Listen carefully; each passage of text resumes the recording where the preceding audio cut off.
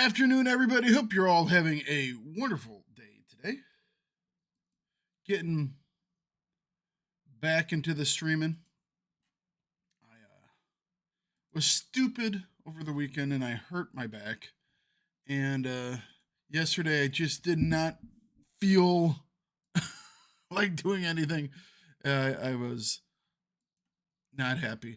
Today I'm feeling a little bit better. But I don't want to do anything too intensive.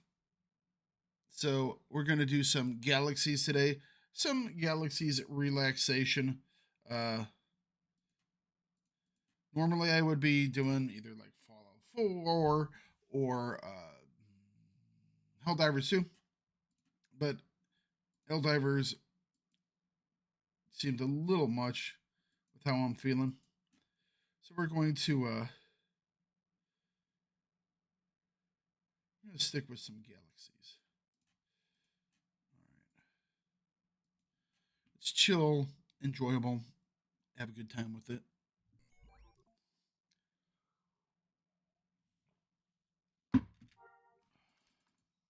So, main objectives today is to fund our new pets. On Saturdays, usually, we do stuff with Xenia. That is our officer, who is also a Beastmaster. Let's kick over.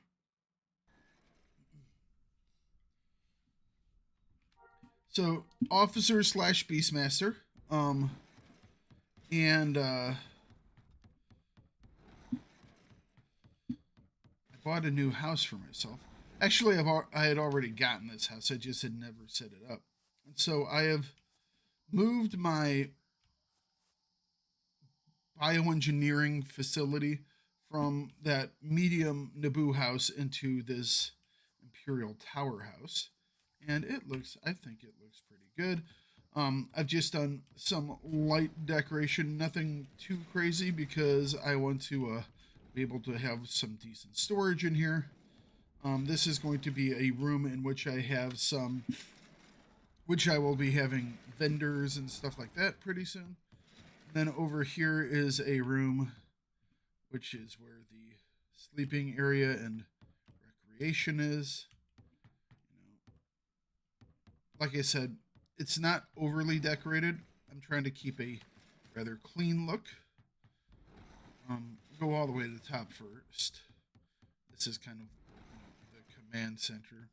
Every house in Galaxies kind of has one, so this is where I sit and I have to punch in all the numbers when I'm doing the maths. And then in the middle we have our actual bioengineering lab. And we're doing pretty good. The other night, Mamu and I went out and we hunted some crates and we got some hydros. And I have been processing those. I have over the last couple of days, and I'm actually trying to make my first 20s right now. One of them should pretty much be guaranteed to come out as a 20. The second one, if the numbers are all correct, has about a 70% chance to come out as as a 60. Why did I say 20?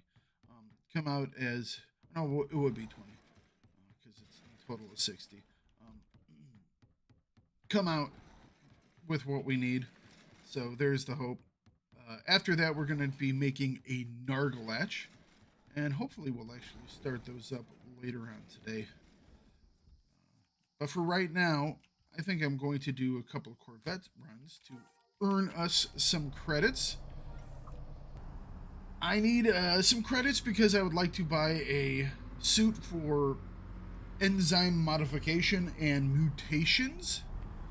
We're not going to have it for this first pet, but we will have it in the future for our next sets of pets and as we get more and more involved with this. But I would like to make a suit that has, or at least the 3 pieces for the suit, that has mutation, incubation time, and hydro processing. And unfortunately, those are rather expensive to get all the pieces we need in for me to make the suit or make the bits.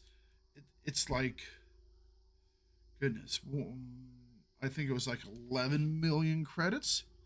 And if I buy a pre-made suit, I think there was one for 15. So yeah, it's a bit of coin, and I've been running some Corvette missions because when it comes to earning money, I enjoy doing the Corvette. Hello, Mambu, how you doing? So we're gonna hop over to Scosa. We've earned a little bit. We're like 3.4. Obviously, it's not much. Uh, just spent a whole bunch of money on some of the bioengineer supplies. Mambu and I bought some nice extractors and some. I finished up some of my purchasing of equipment the other day. You know, I can borrow your suit. I can't borrow your suit when you're not here, and that is true. But I do want a suit of my own. I would like a suit of my own as well. You know, we also need to get my specific officer build for Our Lady here. I have to decide what I kind of want for it, you know? What is this that you're doing?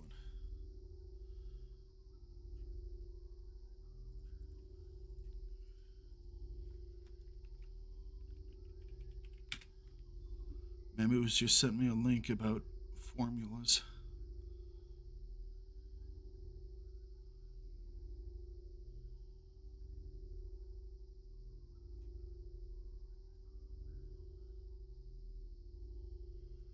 Hmm.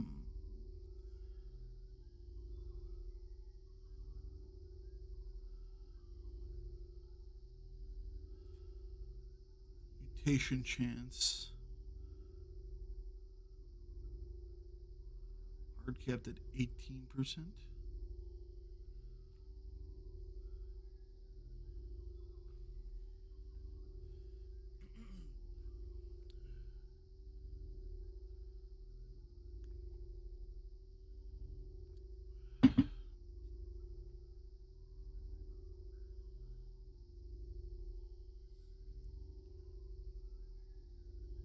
So this is that article about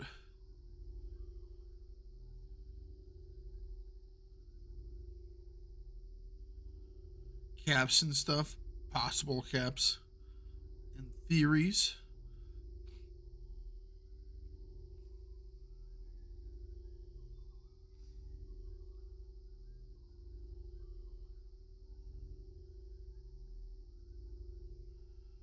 Okay.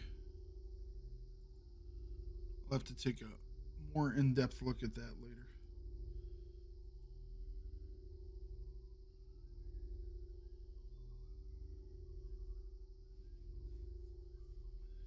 Right, but if you do that, you're not going to have. Okay, when you get a mutation, you get generally you get a random stat, right? A random point in somewhere. I can't remember what all mutations do. But we're going to try and get some. Let's see here. Do I already have? Yeah, I do have the codes.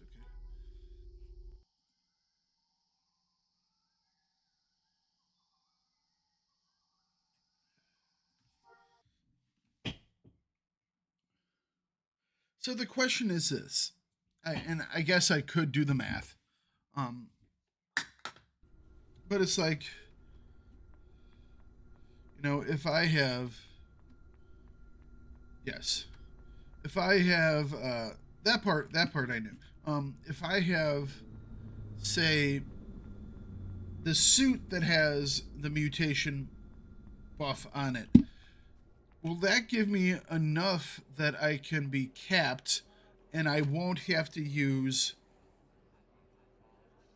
the points in my Beastmaster stat tree? So can I free up these 3 points to use for my officer stuff, you know?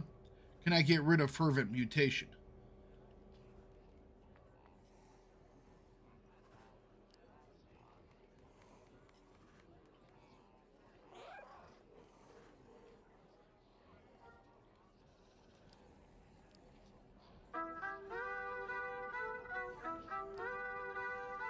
I guess that would be the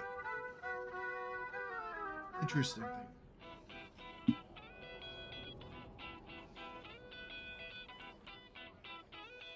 Whether or not I could do that.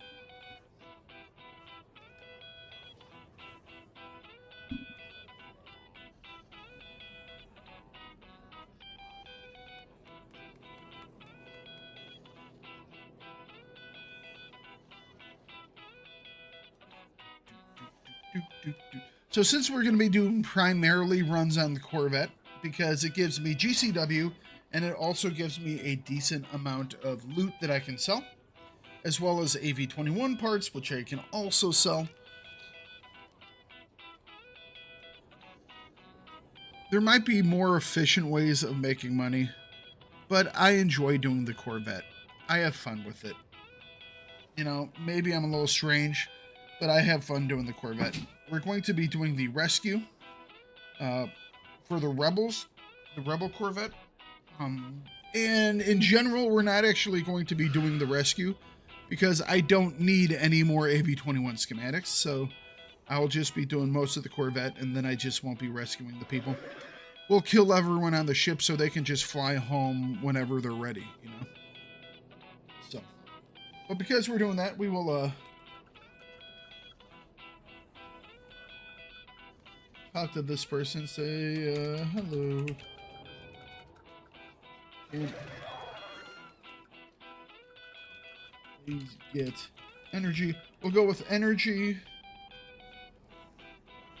crit, then remaining STR.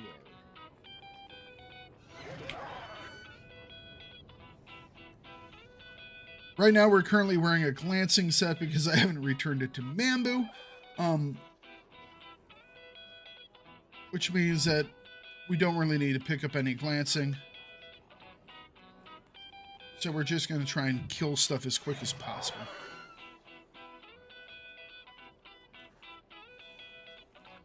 I'm going to tip this person 10,000 credits.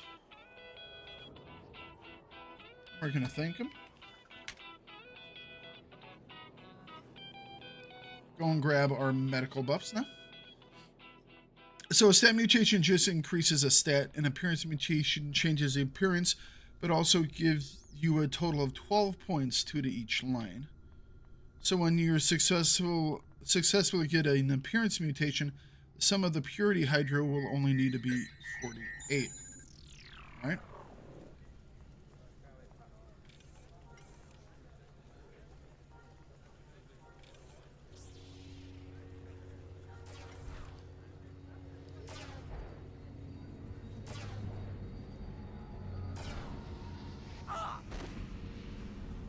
Now, how rude.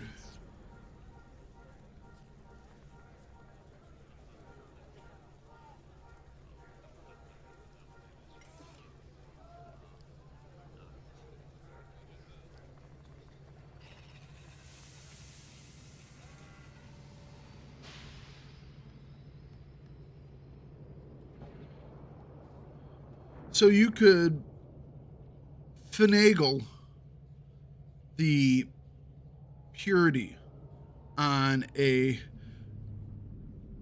second or third, because isn't the first mutation always a stat mutation, if I remember correctly? First mutation is always a stat.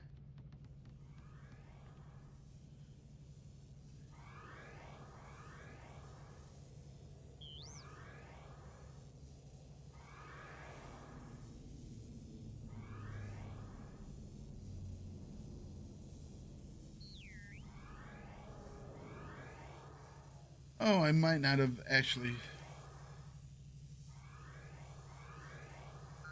Let me make sure that that one's live.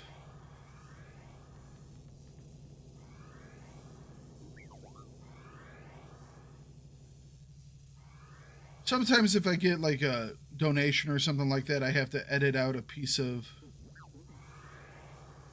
music or sound for a little bit.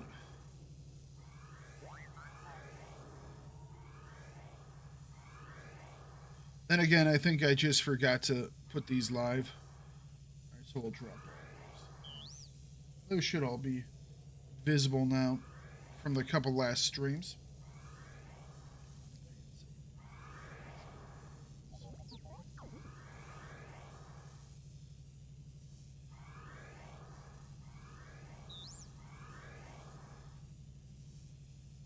All right.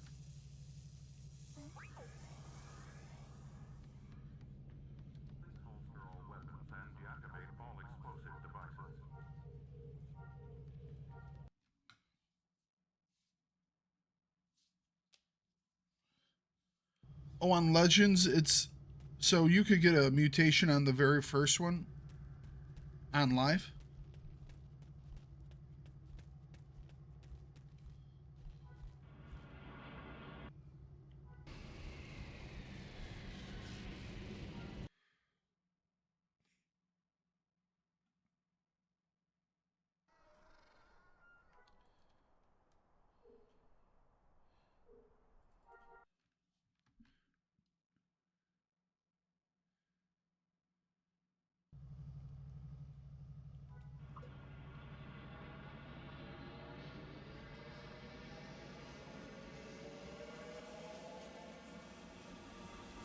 All right.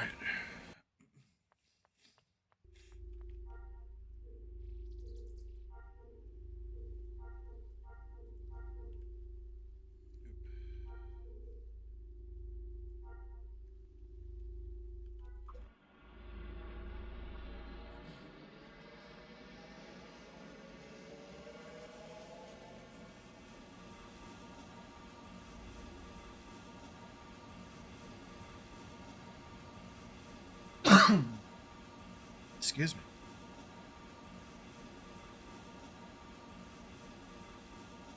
Okay.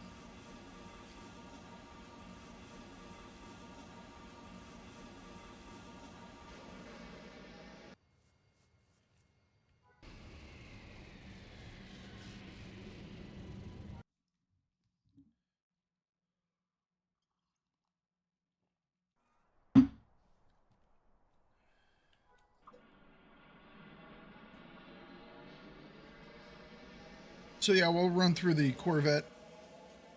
Do it as quick as we can. Time is money. Roll through a couple of these missions.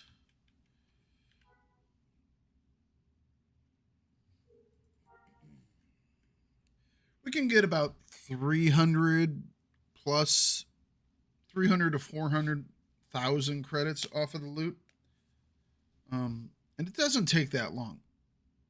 Plus, like I said, it also gives us some GCW. Obviously, we could do some GCW work on. I actually fell all the way out of the level, the officer levels. We could do GCW work by doing a invasion, but right now we'll just do this.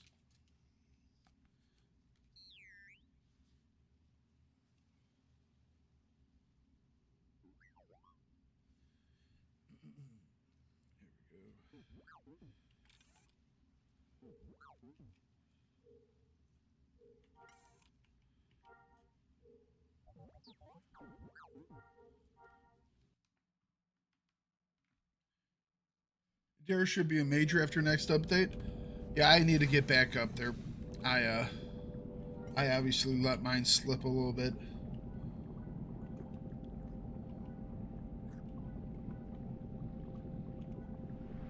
Okay. So timer is started. Let's see what we can do.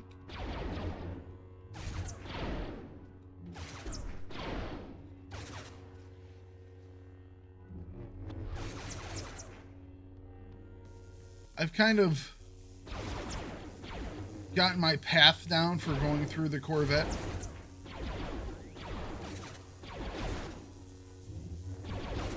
I use a specific path now. On my video for this, which someone actually commented on earlier today, which I found funny considering what I was doing today. I didn't know what I was doing. I think I might do another one just showing like a quick run of it. How I proceed through the Corvette.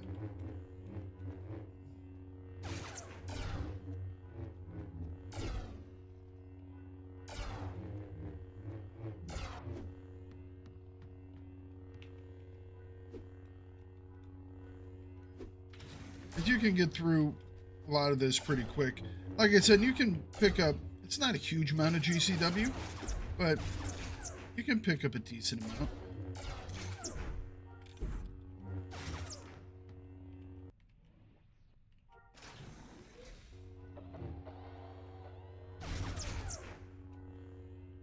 Hello, Storm. How are you doing today? Jedi is your favorite profession? And all of Star Wars, not just Galaxies. Oh, I don't know. There's something about being a smuggler, you know. It has some weird, like, the old, like, movie romantic qualities to it, you know. Being on the run.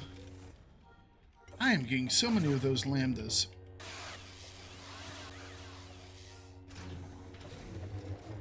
So you don't need to kill the droids. I'm taking out the droids just because it's more loot. The droids obviously aren't going to give you GCW, but they do give loot, so sometimes.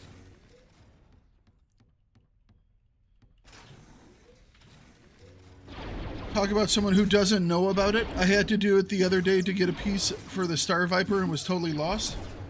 Got the piece, but couldn't figure out where to get the loot. I was hopelessly lost. Well, I can walk you through it pretty easily now. I mean, I do it so often now, it's just second nature to me. And for the Jedi, it's pretty easily. I mean, heck, it's pretty easy for basically anybody, you know? I don't even have my droid out with me. I could have my droid out with me helping out, but it's just not needed.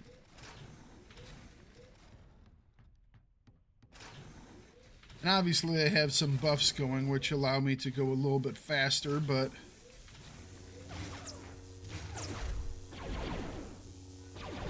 pretty solid. Alright.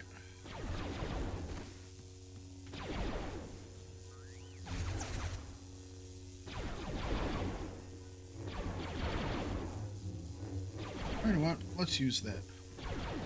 Why not? I got it, so let's use it. Okay, we're going to unlock this guy and grab that number, because we want to kill everybody on this thing. Also gets us a couple more guys to kill. It spawns a battle droid for each one of those. And these two don't really do anything, these two different computers. They will spawn more battle droids, though, which means more loot. Or at least one of them does. So I'll hit it, just for the possible loot drops.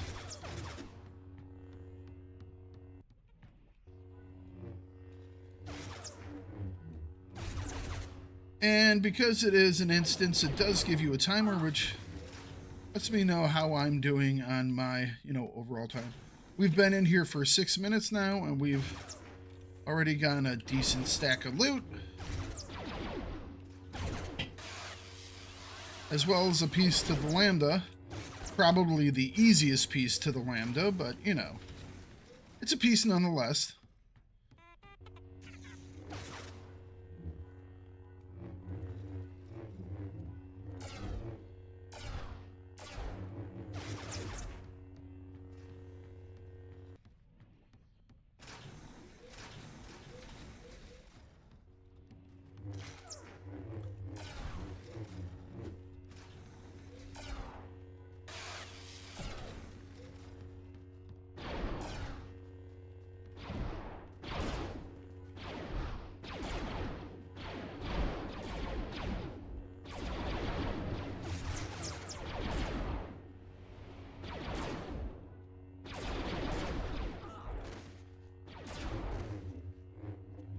Went after all of them so I could use my Saber Reflect.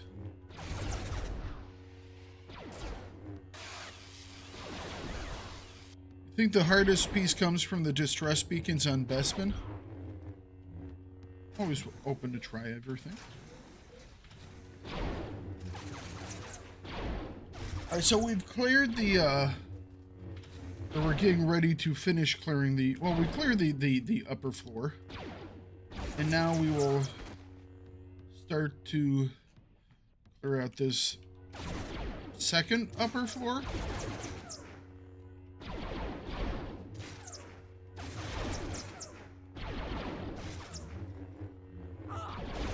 They're kind of like 5 levels. I guess technically it's 4 levels.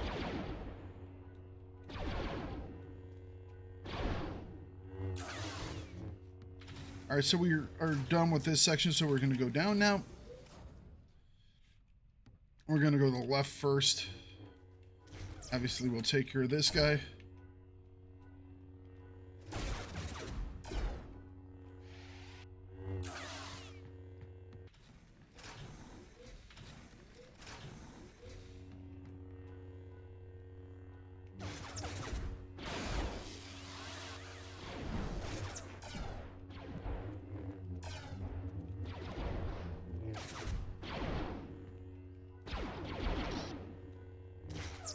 If you can get on a Hawthorne, that would get you good GCW. I have to figure out the Hoth stuff before I look like an idiot doing it.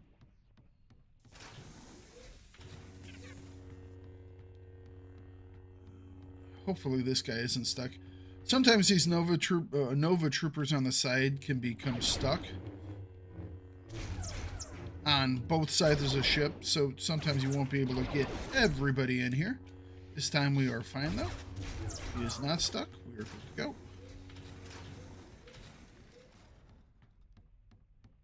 Nice. I could start doing some heroic runs. I wanted to do my first heroic run and film it, you know, but I might start doing them just off stream, or not streaming, but you know.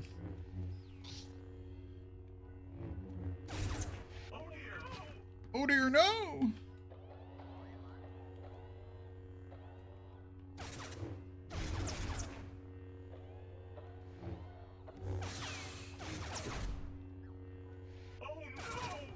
I used to do runs all the time in live. I have not done one yet in Legends.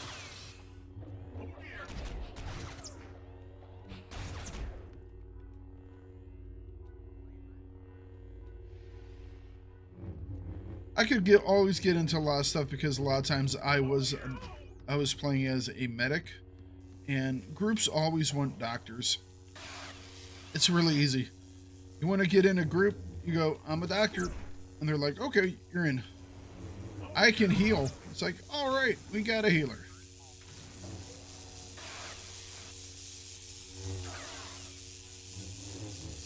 All right, so we need to get to that terminal over there so we can unlock some doors. Okay, that's very douchey thing to do. There we go.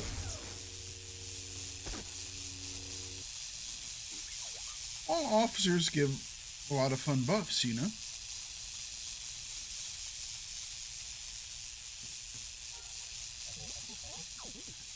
I would think, you know, someone to tank, obviously. And then someone to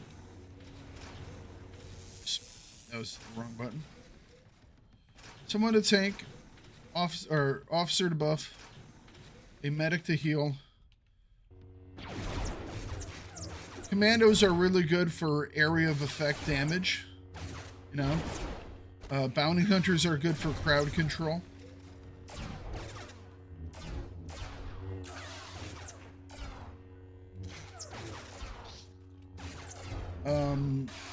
I'm trying to think of something that spies are good at, but spies aren't good at anything except for, I don't know, running away. I can't think of anything a spy's good at.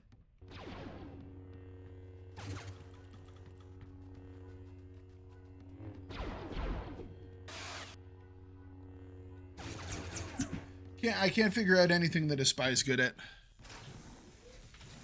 Oh yeah. Commandos just do so much damage, and if you have a commando that is good, where he has multiple weapons, heavy weapons going, where he'll cycle his heavy weapons, it's great. Oh dear no.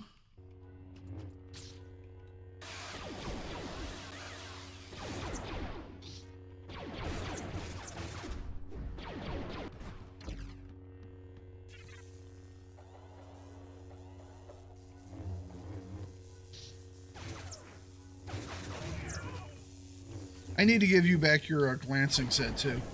I need to get a glancing set of my own, so I don't have to keep stealing yours.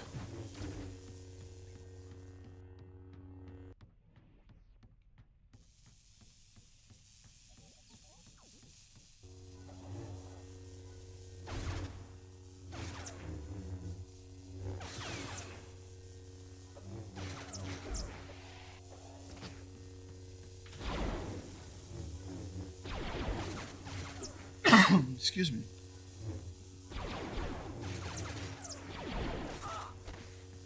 All right.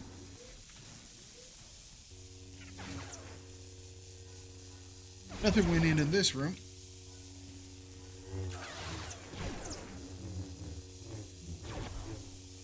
Okay. We are completely done with the rear portion of the ship on all levels now. Now we're going to be going into the front portion of the ship.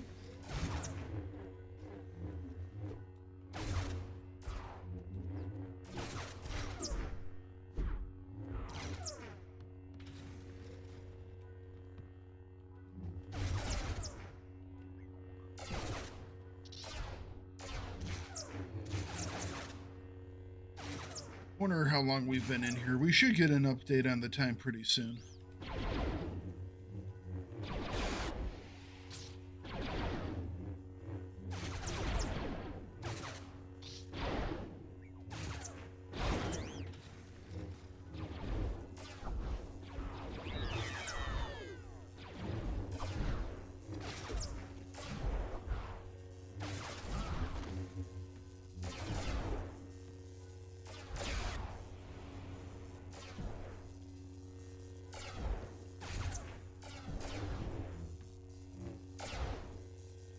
So this is one of the terminals we will need to open up the doors on the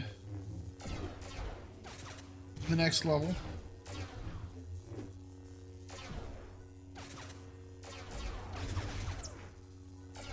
These will open up, give us the code for the starboard side doors. There we go. Also gives us something else to beat up.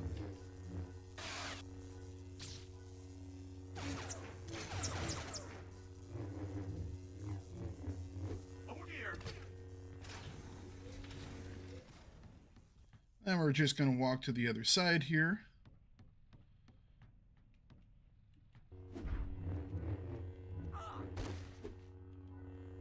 And this terminal will give us the codes to the port side doors.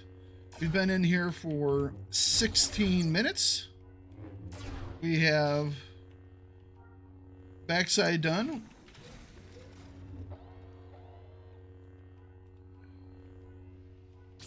We have a inventory pretty full of loot in which we can sell. We haven't found any AV-21 parts yet. This will be our last chance to find some. Got ourselves a Rook Blade, and we got ourselves a Bantha Doll. Did we actually pick it up? Yes. So no AV-21 power plants on this run. That is fine.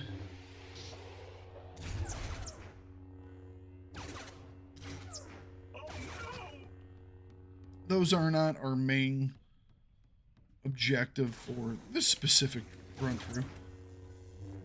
This room has some of the hyperdrive controls. We're not interested in those. Won't have to do anything to the engines.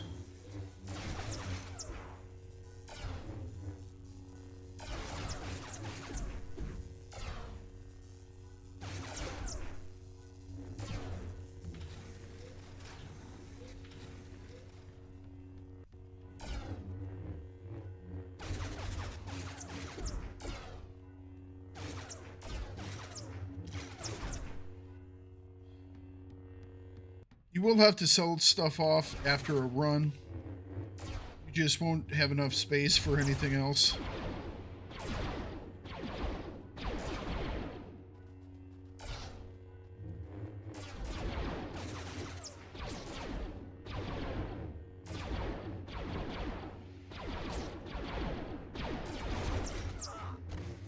That guy was not having it.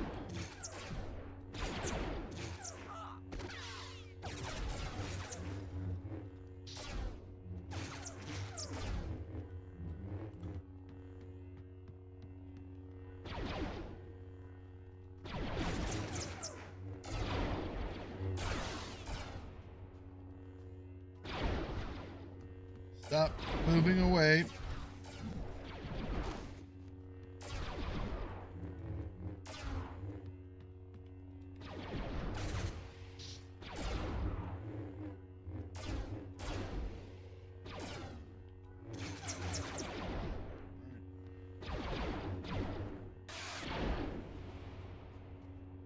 Where are you going to? Come on, stay put.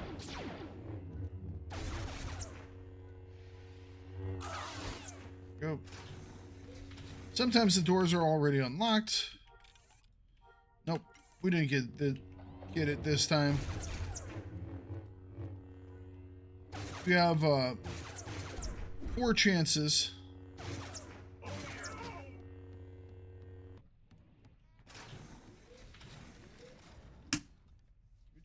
Yeah, we did. We have 4 chances. This time we got the armor plate, we got the shuttle schematic, we got a bantha doll, and a blade. Obviously not what we were looking for, but hey, that's fine. AV21 power plants are fun to get. We're going to go to the right first because this takes us down again. We have a couple guys over here to kill. I think it's about 5. This also will give us access to the bridge.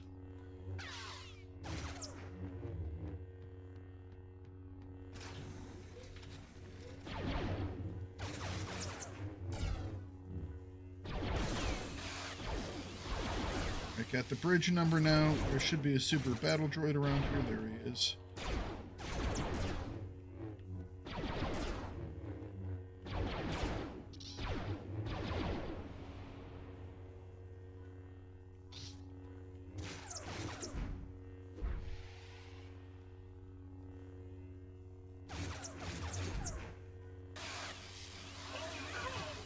All right.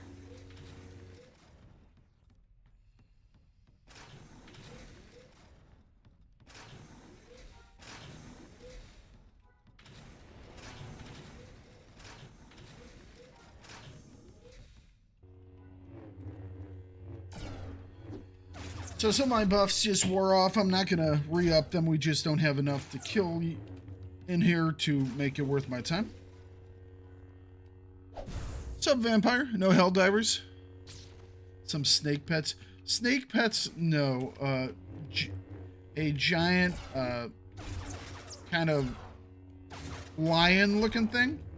Yes. We will actually start up our Nargalatch at some point today. All right, so the bridge number was...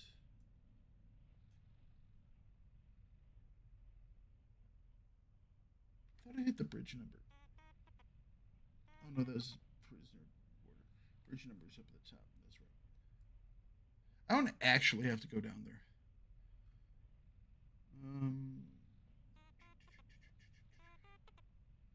Bridge number 80384. 80384.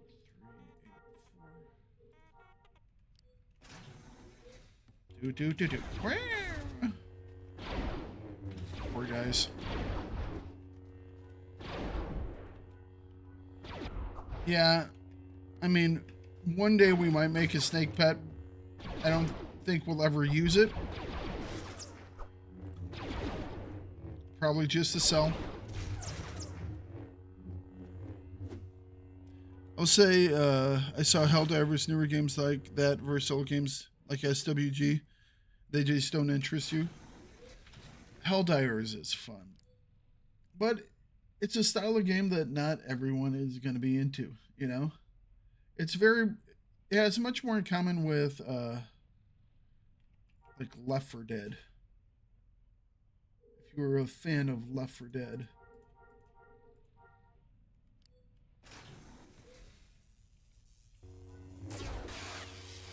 You'll probably like Helldivers. If you like being someone just super powerful that can kill lots and lots of stuff very quickly. If you're a fan of explosions, you'll like it. Alright, so we actually filled up our backpack. So let's free up a little bit of space here. Some of this stuff we'll just delete, like the power crystals.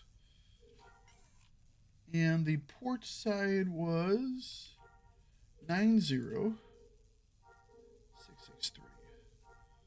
Alright. We got two guys left alive that are bad guys on this ship. That is this elite Nova Trooper and that Inquisitor over there.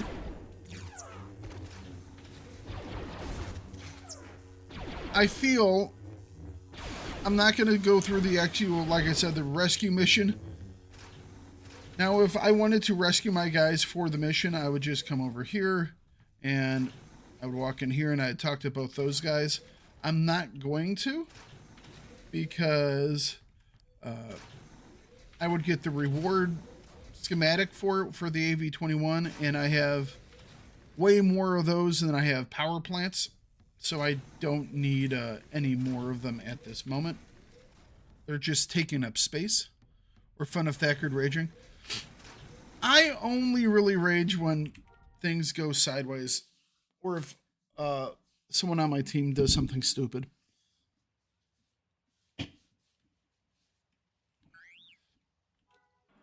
Alright.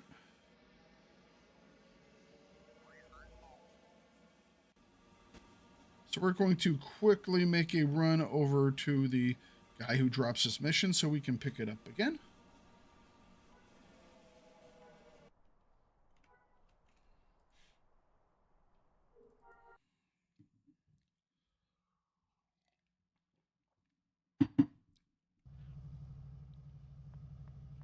You know? Hey, quality players are sometimes hard to find.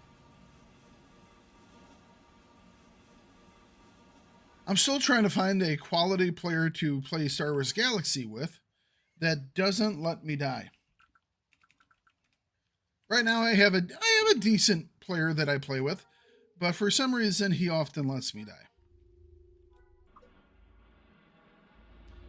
I don't know, maybe often isn't the right word.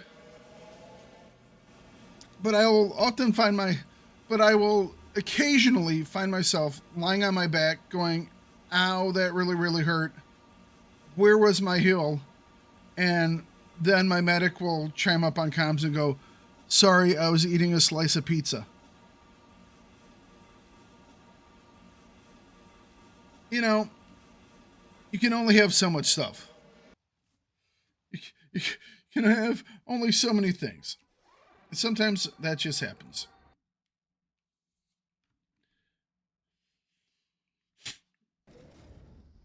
What was the last timer it said? I want to see kind of how long it took us. So 39 minutes was 9 minutes in. And then we punched out at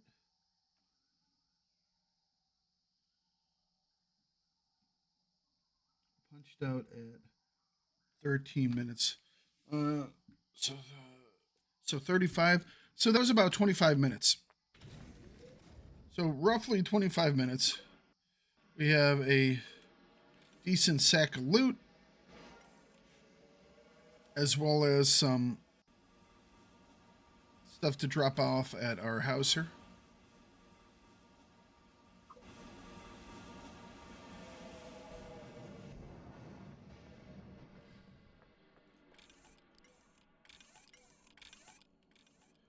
Let's see here.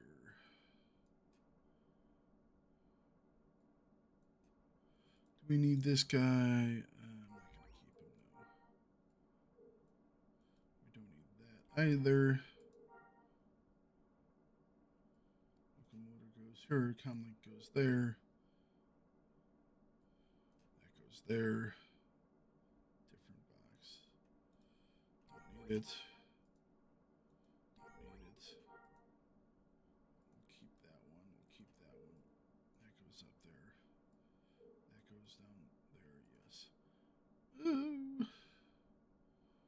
More lambda stuff.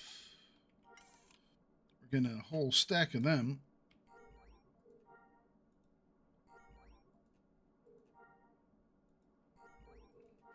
I only want stuff that I can sell, you know? If I can't sell, it's not really worth anything to me.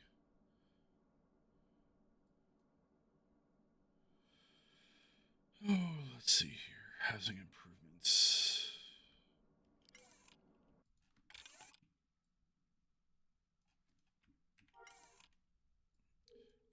Jarg pieces.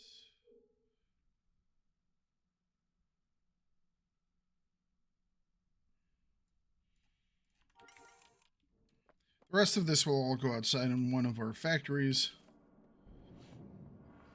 And then we will sell all this and we'll see how much we made on this singular run.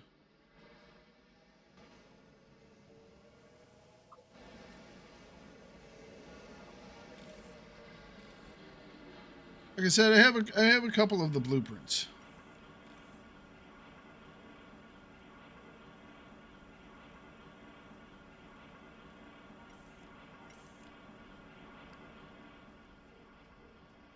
I also have a couple of these Alliance chess pieces as well. Don't know if you could tell. Just a few.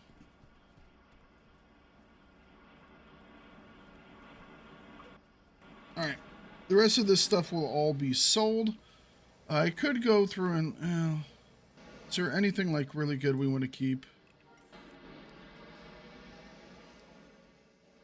If we have some 4-stat clothing, we might want to keep 4-stat or 3 or 4-stat clothing, just so we can turn things into third or order power bits.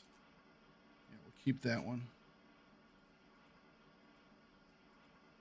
Any good jewelry that we can sell.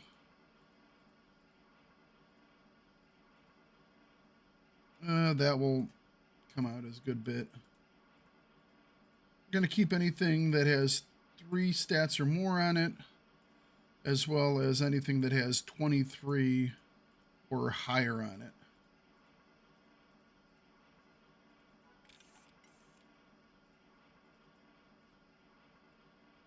That one's full. That's a 23, but I'm not going to worry about it. Alright, the rest of this gets sold. I probably can just sell everything. I think I have enough for a couple more runs of bits.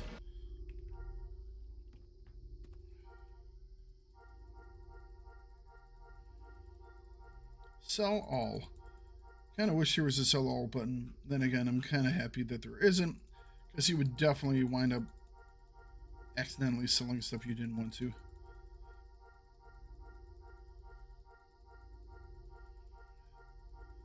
Okay, first run of the day got us 398,000 credits. Fair enough.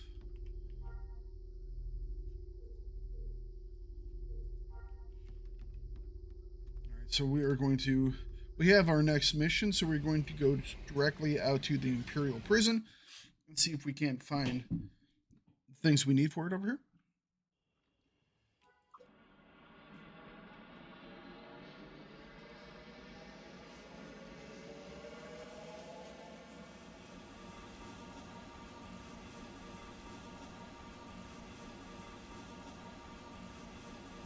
Excuse me, bad guys. You're in the way.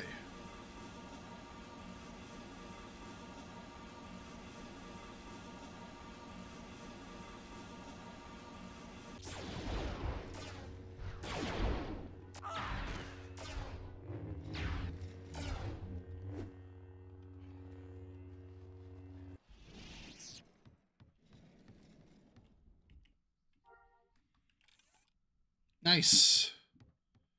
We got the security override codes in our first box. It can be in one of 3 different boxes. The boxes are located either here at the Imperial prison or at the Blood Raider crash site on Loke. I think it's Blood Raider. And the third one is located inside the Warren. And that is for if you are doing a rescue mission. It's different depending on the mission that you're doing.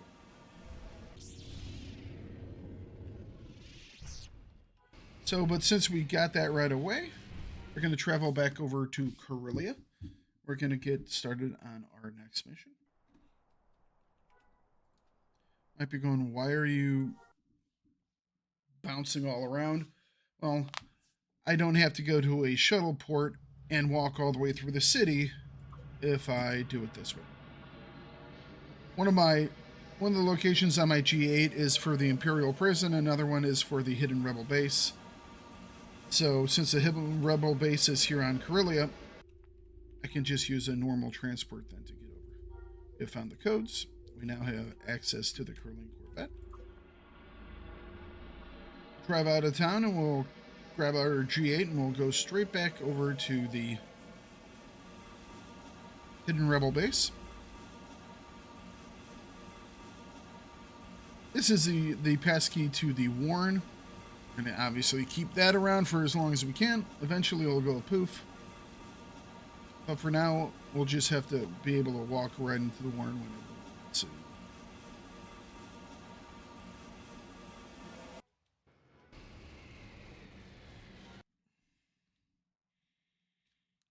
It becomes this second nature, just knowing the buttons to press.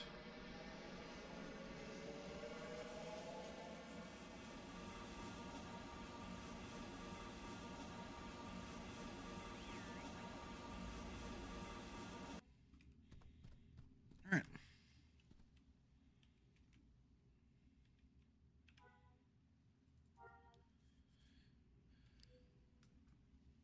So when did we start up today?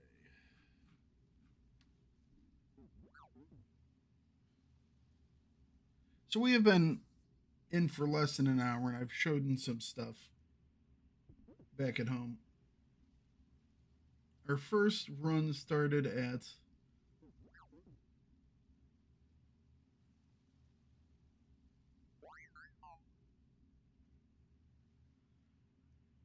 First run started at 17:39. About 50 minutes ago. We're already going into our next run. Wonderful. We have the right weapon out.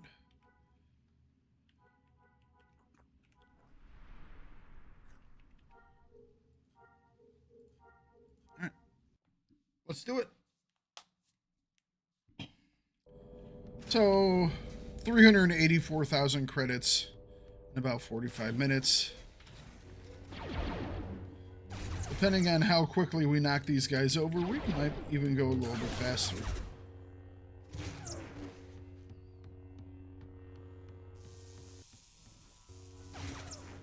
If only I could make $384,000 in 40 minutes. You know, it's not quite Elon levels of money, but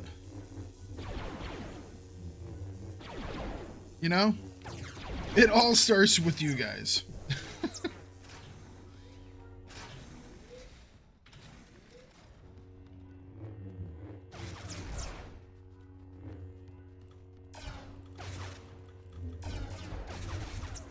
Stop running away, you.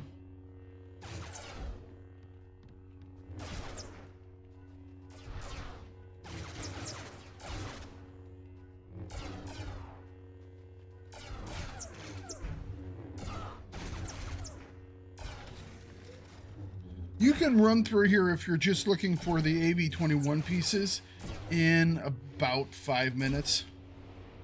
So if you want to like just plow through AV21 parts, you can do that very quickly. But we're here to kill or defeat. You know, knock these guys out of life.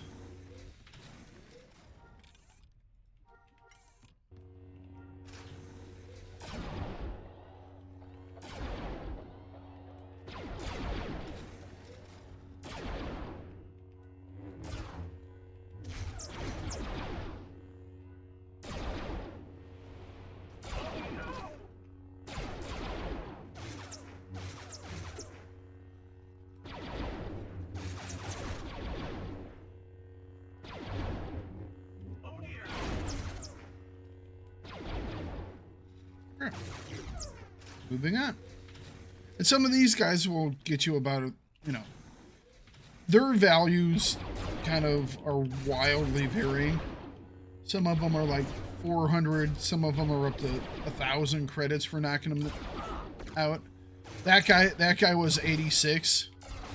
You know, it varies, but you can get 1,000 credits off the guys you're knocking down. That guy had 1,200 credits on him, you know. So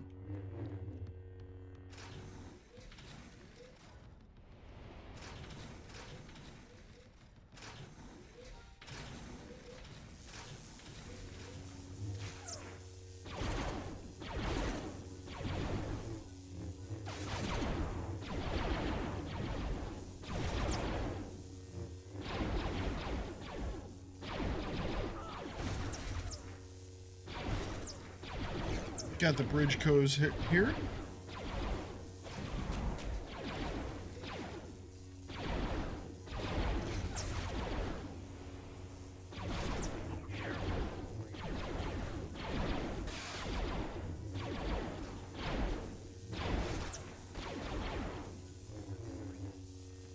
All right.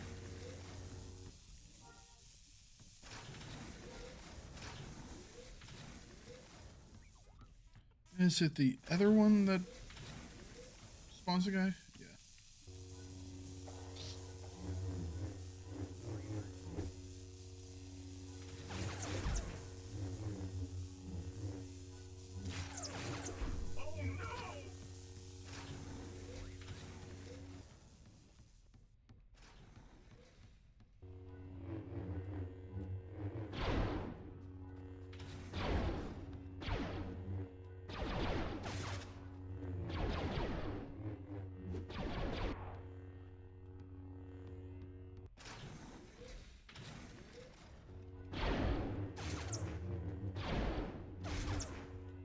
Okay.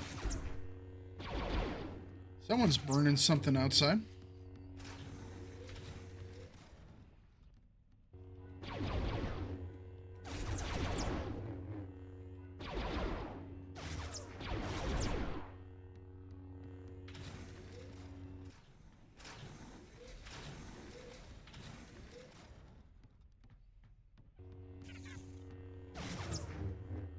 Oh, all right. Nice. For a second, I thought he was stuck.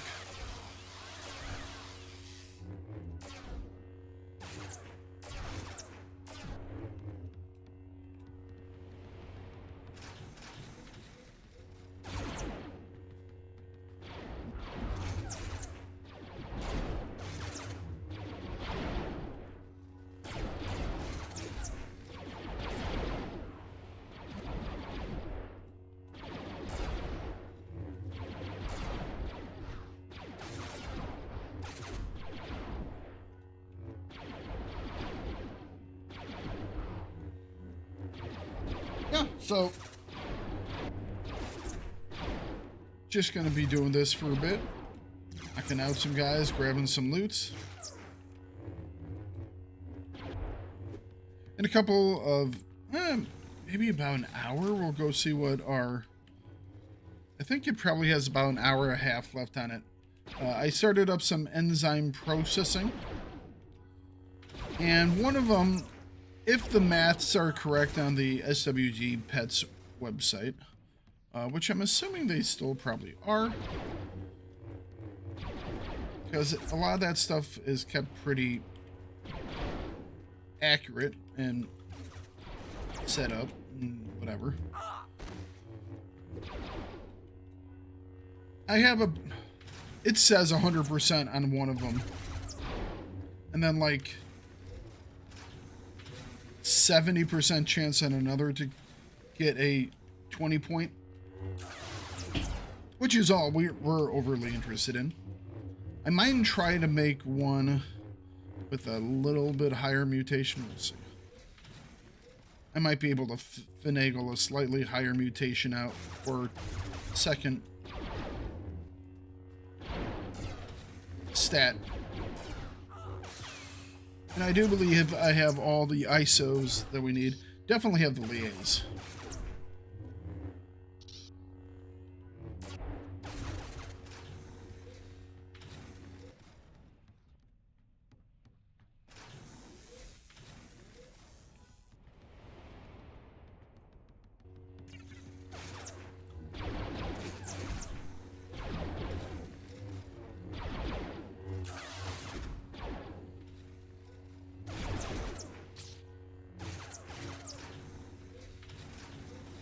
Come here, little mouse droid. Nothing stays alive on this ship. Nothing. It all has to go. It all has to go.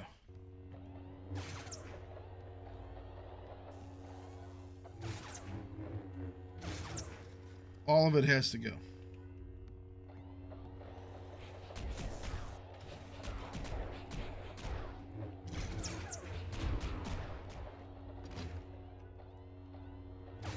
All of us must go. Oh no!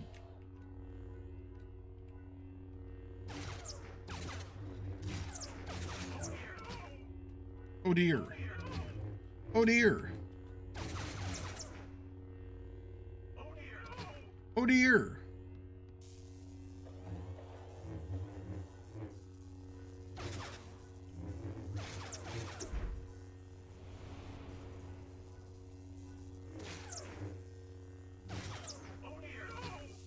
Oh dear.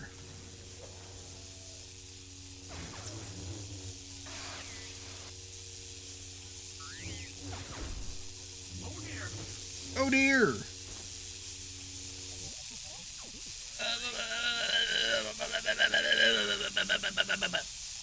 Electricity.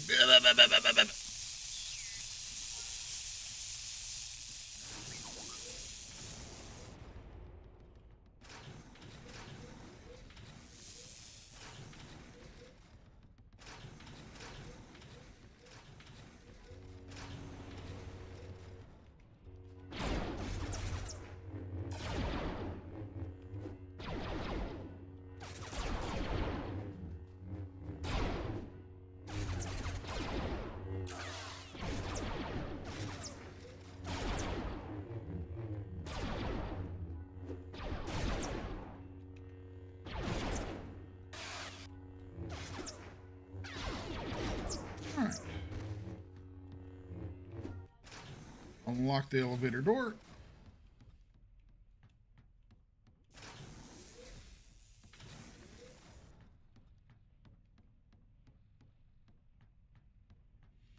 Please don't be stuck.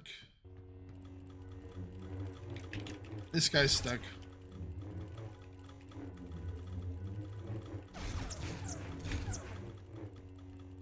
Sometimes he'll get unstuck, but unless he warps over here, he's not gonna... He'll be stuck. Oh well.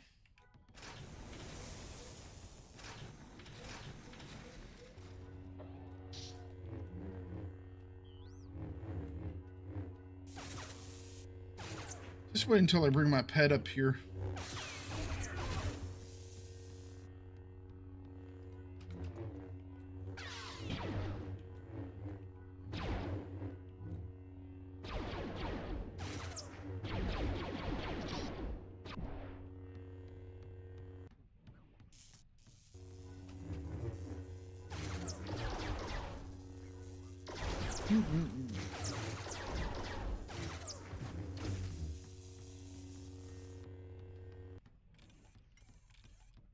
Seems like we have a little less loot than we did last time, but sometimes it happens. You know, they just don't drop as much. We shall see. We still have the entire front half of the ship to do.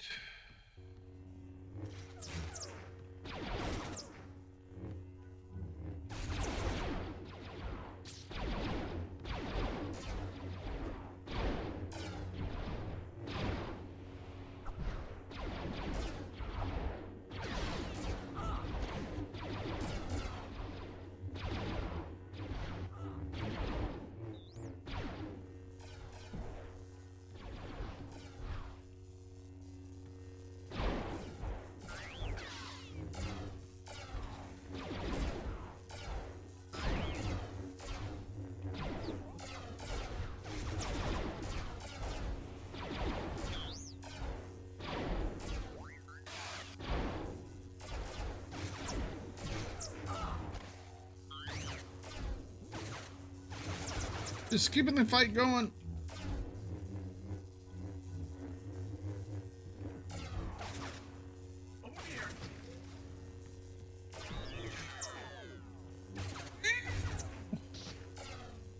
Poor astromech.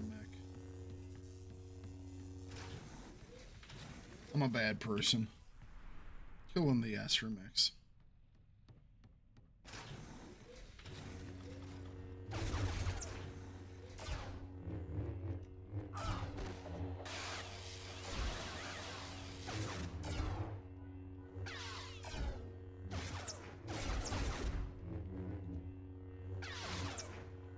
What did we get out of our first, oh, the Rick Blade. That's what we got out of our first container. See what we get out of these other two containers. Oh no! Oh no! Oh, we got ourselves an AV-21 power plant, guys. AV-21s built by Thakard. Available soon.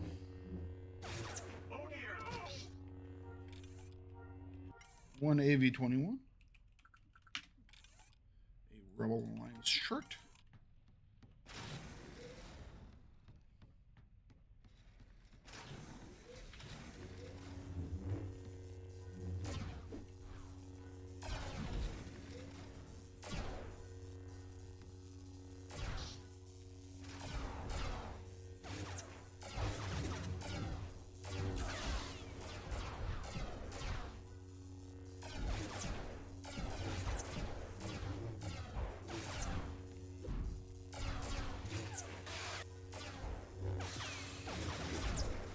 Oh, that's my first one for today. Well, this is my only my second run today. We're not all the way through it yet, so we shall see how this day goes.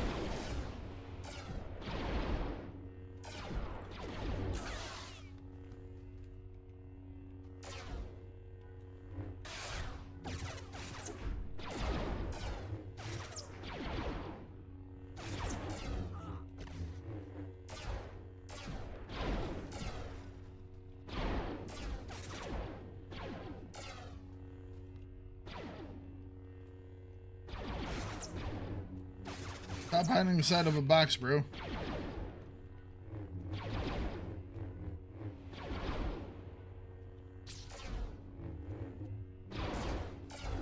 Go.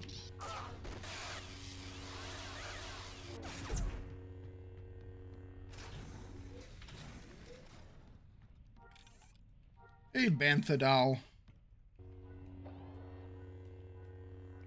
As far as I can tell, there are two places you can get Bantha dolls. One is from the Bantha doll mission, and then the second one is from the Corvette. So far, that's the only two places I've ever seen you able to get the Bantha doll. I like the Bantha doll. I have a couple of them.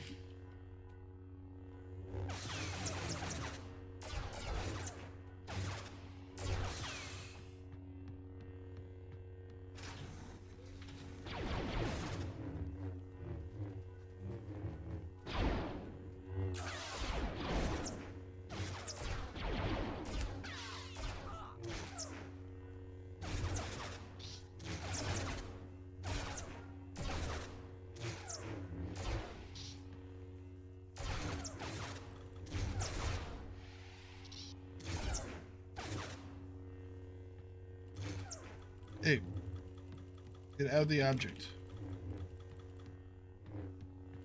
This time we've had a couple of things spawn into objects. Oh well. So we're gonna miss out on 2 dudes worth of loot. It happens.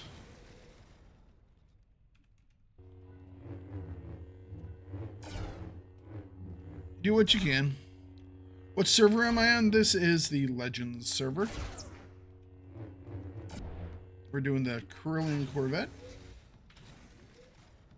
Kind of grinding it out a little bit for a little bit of Galactic Civil War points, and then for credits.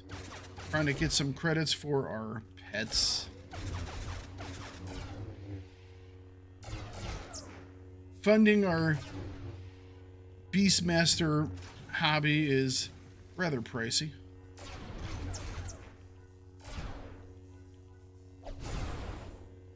Costs a bit.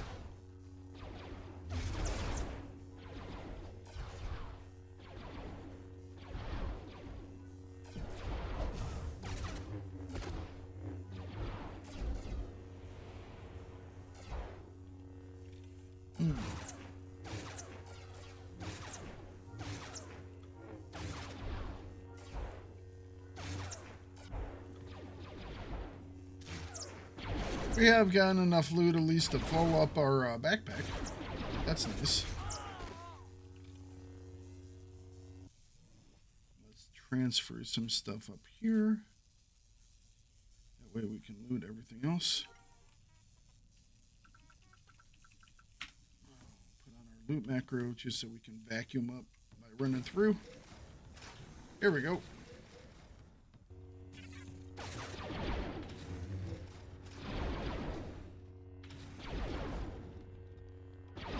These are our last couple of guys on this run.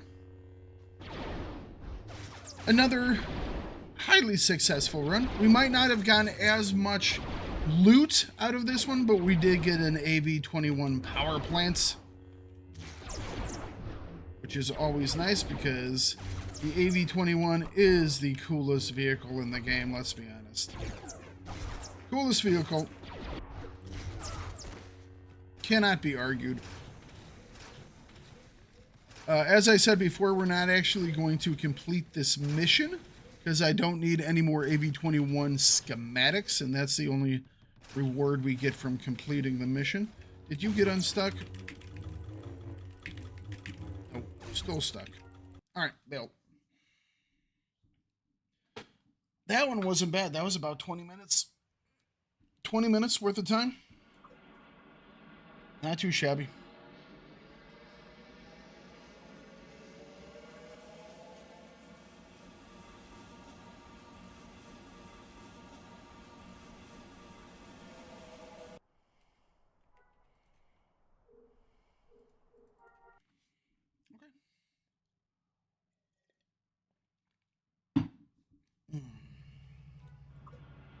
Go talk to this dude and we'll get the next mission.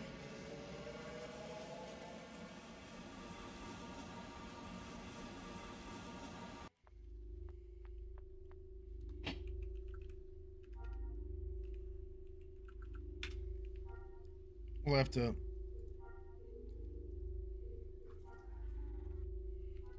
join back up again. Go.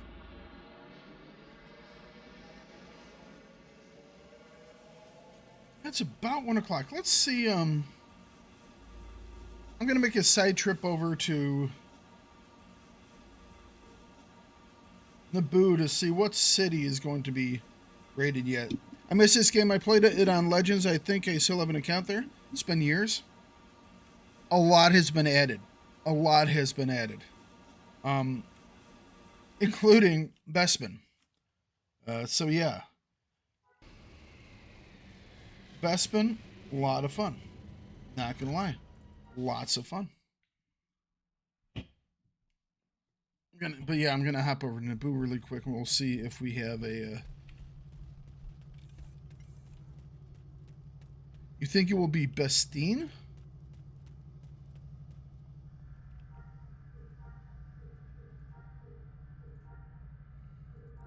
Korean's the one that I'm really interested in, so we'll see what time Korean is going to be.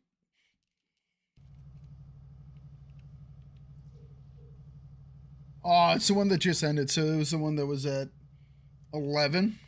So it's another 4 hours. Oh, well. Looks like we're not going to do it. I really don't want to do Best Team.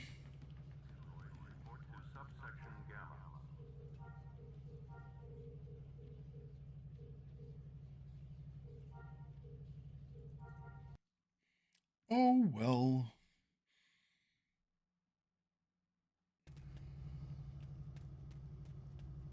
All right, let's go drop off all this stuff and see how much in the way of credits we made off of this run.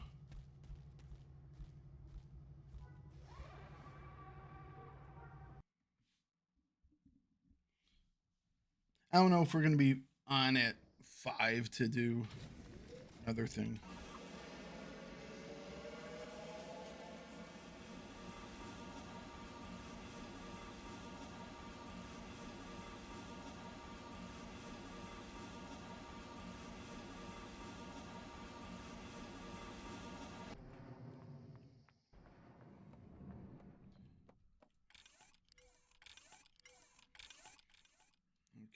Circuit boards, locomotives,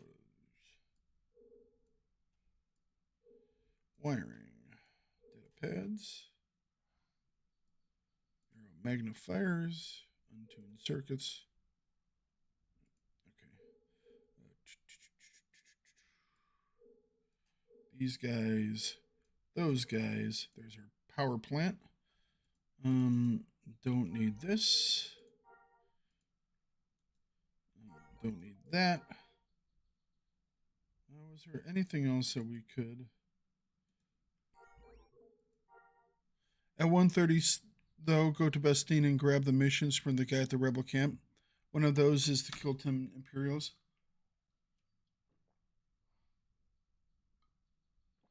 Oh, interesting. Those that would count towards this. It's kind of fascinating.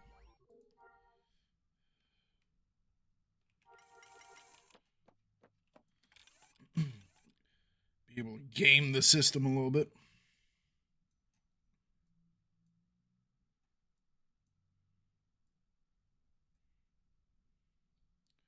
Let's see here. That goes there.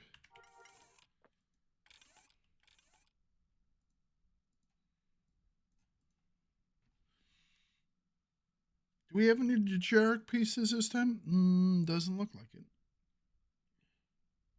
Sometimes you will. A lot of times you will.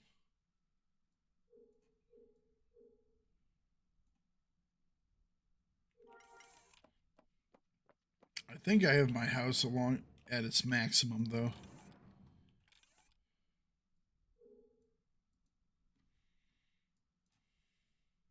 Two fours. 1, 2, 3, 4, 5, 6, 7, 8, 9. I have 10 AV-21 power plants now. Gonna start making up some actual AV-21s. Do you play any Star Wars The Old Republic? I have in the past, and I want to get back into it, but currently I am not playing it. But I want to get back into it and do some stuff with it. Yep, we're at 1250. It's like, how do I have, 1,000 objects in this house? It's kind of crazy. Then I realized I still have stuff in the basement. Like all these bantha dolls. You know what? I'm going to grab these bantha dolls and we're going to put them outside. I think some of this stuff we're going to put in the room over words. I think some of this stuff we're going to use to decorate the bioengineering lab. Maybe some of these mounted heads. The Jundak skull can go somewhere. The Tuluru spine. Great skull. I don't know. We have some options.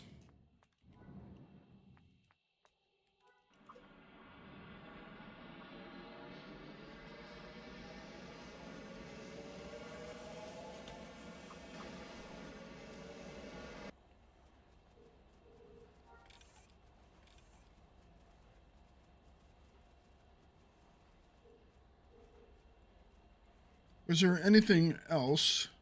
Let's take a quick look at the stuff here. Anything that's like 23 or higher or triple stat or good jewelry we'll keep to sell or turn into modification bits.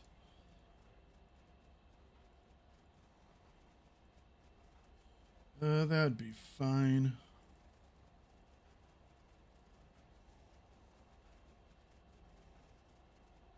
Actually, that goes in the other box.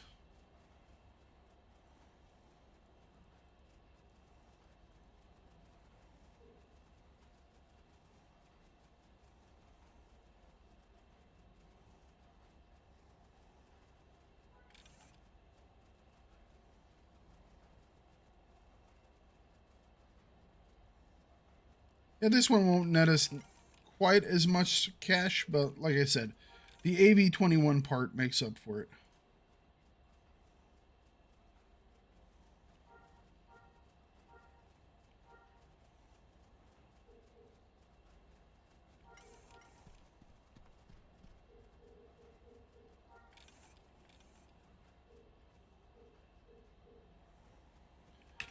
So yeah, I have two hydros cooking right now, Mambu. I'm hoping they're both going to be 20s.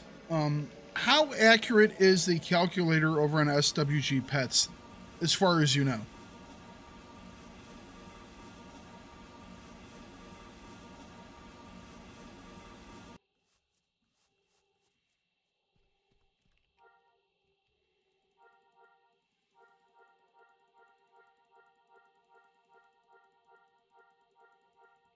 Looks like we had a 7,700 item there, a 9,000, 9,200 item there. We'll get a decent amount.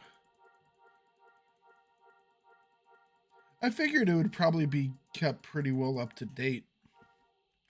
All right, so that one netted us. Oh, actually, we made more money than last time. That's surprising. Last time we made 380. This time we made 433.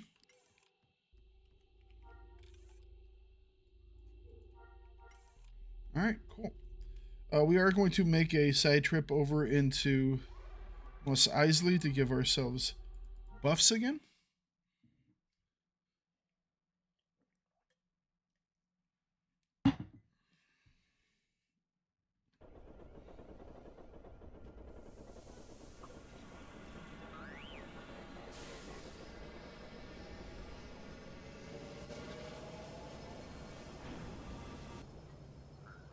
As far as I know, the numbers really haven't changed that much.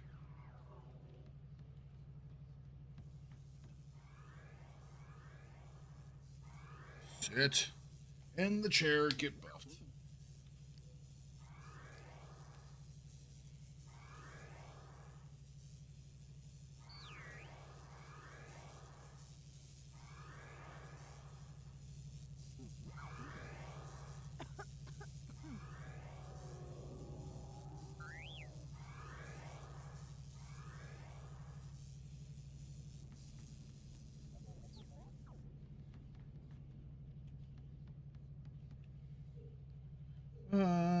Mambo is correct, by the way. It is going to be Bestine. Mambo seems to be correct about most things. It's highly annoying.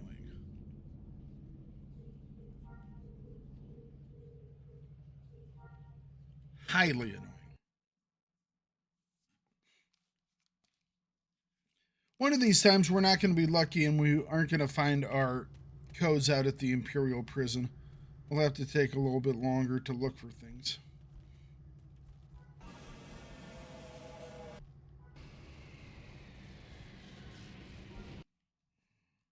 But maybe we'll get lucky again and we won't have to go to all the other areas.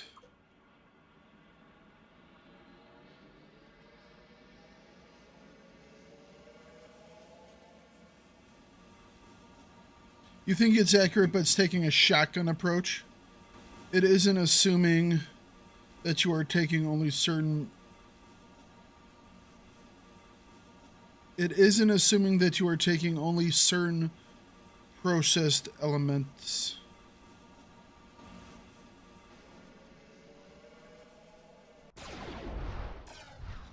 I'm gonna have to reread that and try and decipher what Mambo just said.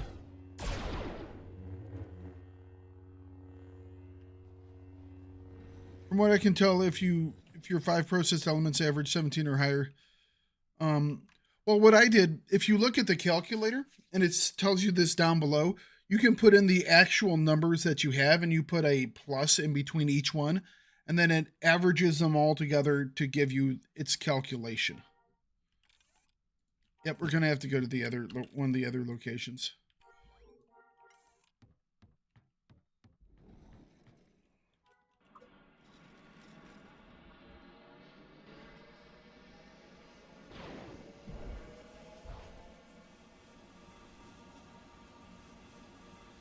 Essentially assumes that you use all processed elements. What do you mean all processed elements?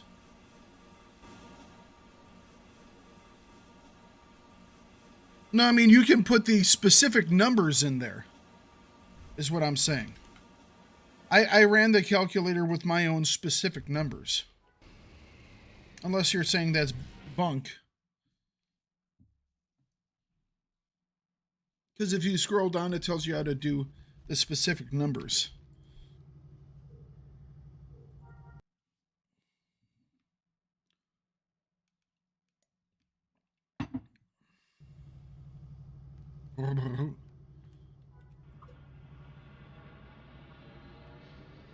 Some of these places look so good.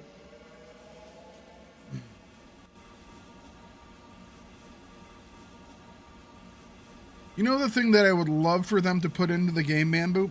And I don't know if it will ever happen, because it would be a huge change. But what if they gave mayors the ability to flatten terrain or modify terrain?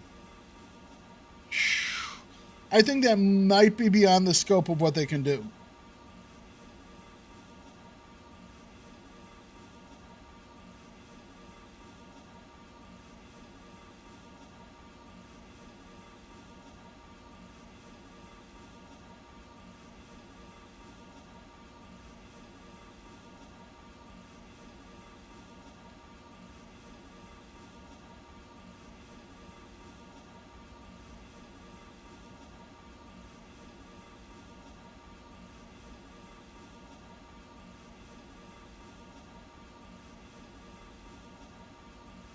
The formula at the bottom is, from what you can tell, accurate. You'll find an average of 17 is a point to shoot for. Right. Well, it's like I had one that was slightly below that or around that area. There we go. There's our security override codes. We don't have to go to the Warren, which is the hardest one to get to. By hard, I don't really mean hard, just takes the longest, which doesn't take very long. Right. Rule of thumb is 17 or higher. Or an average of 17. And that gets you what? I think it calculates out to about a 90% chance.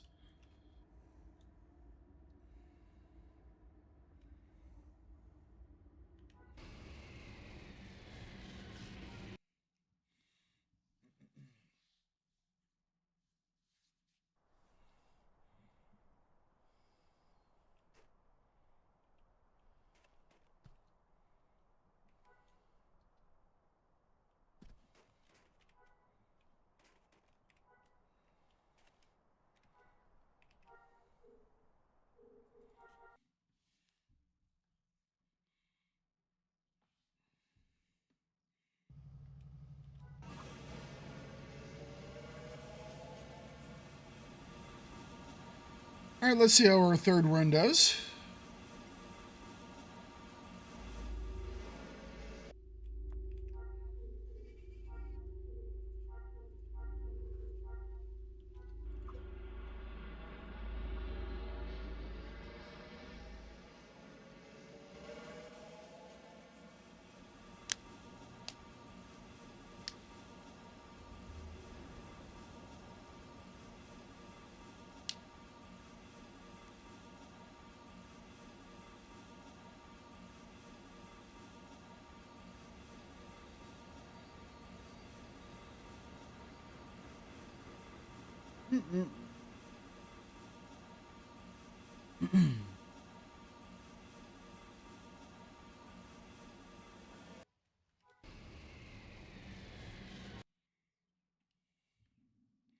We'll run the calculator when I start my next one.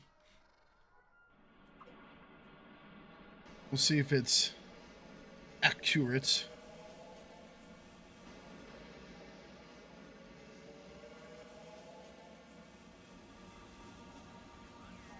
So I like I said, I did one with the lowest values that I had. All the worst ones that I had processed out. And it said my chance to get a 20 was about a 70% chance.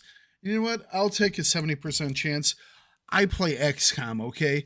70% chance, that is a good chance. Considering that XCOM you will be critted at a 5% chance and you'll miss a 98% chance all the time. But a 70% chance, you're taking the shot, okay? You are taking that 70% chance shot, all right? I had one that it said was 100% chance, and then I had one that has 70% chance. So we'll see if we get lucky. If not, oh well. Oh well.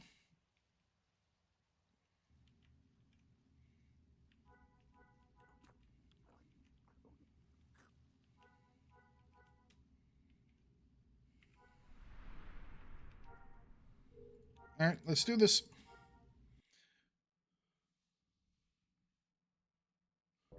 Right. Correct. Yes, yes. I understand. I understand.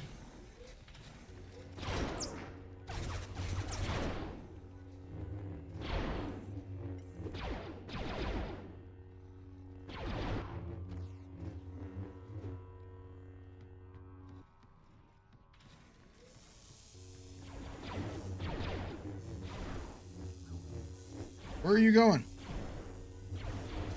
Hey, get out of that hallway.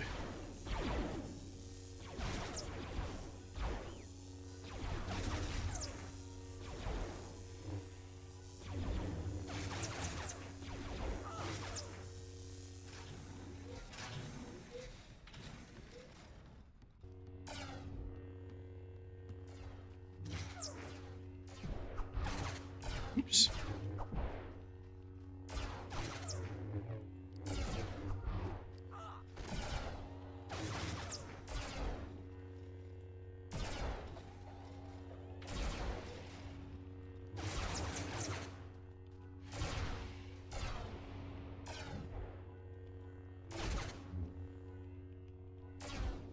Found him.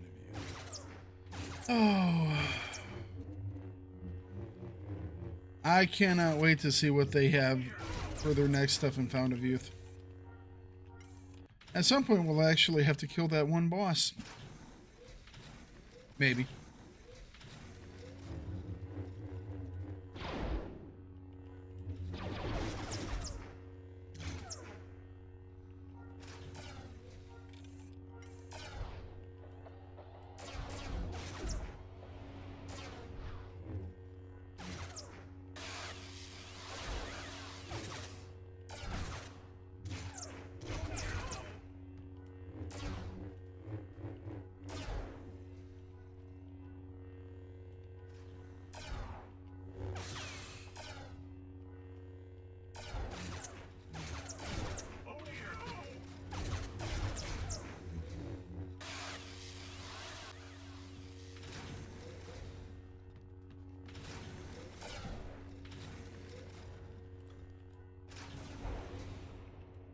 Alright, you. No running away. I said no running away. Where are you going? There's nowhere to hide on this ship. I will find you all.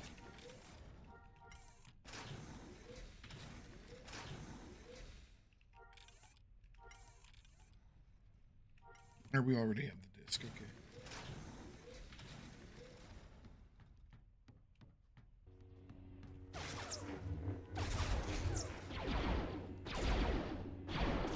The second boss in survival is a snake.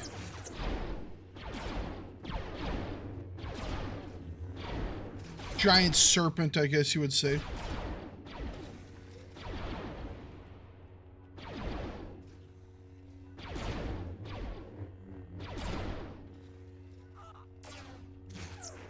Also, I have never fought it.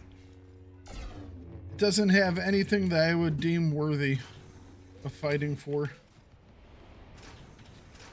Don't need it. Whatever it is, don't need it.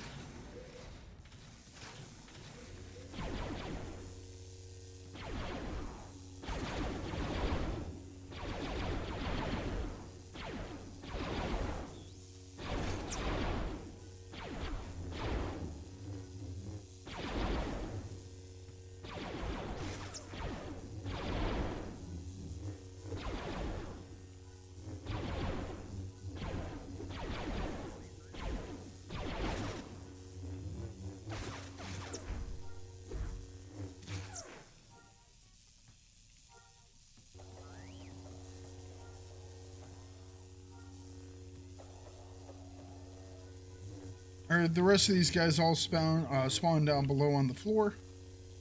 So we will take this guy out. Come on.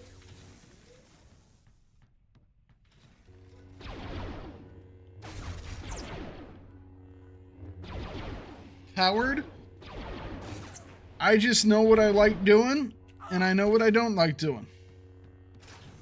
And peer pressure might be a thing that I pretend to succumb to every once in a while, but that's only a pretend. Trust me, ask my friends. I succumbed to peer pressure once in my life, and it was a very bad thing. It's never happened again. Now it's what I believe in and nothing more, and you can't get me to do anything just because it would be cool, or, you know, various other things.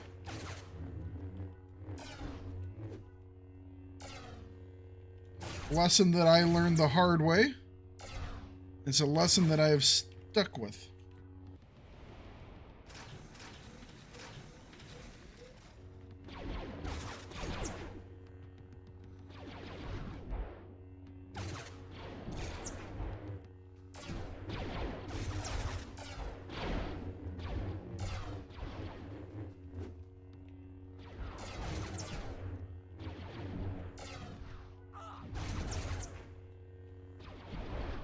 That's how we all learn lessons.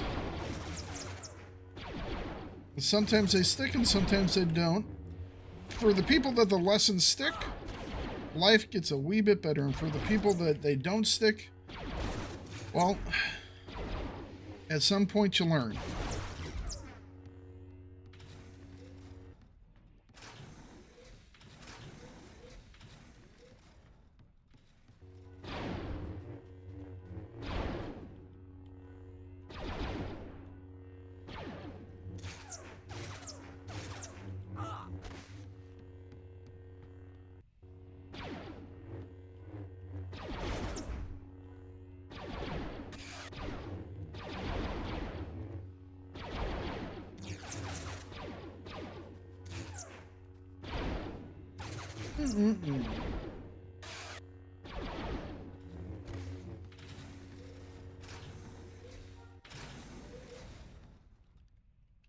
No, Nova Trooper, time for you to go down.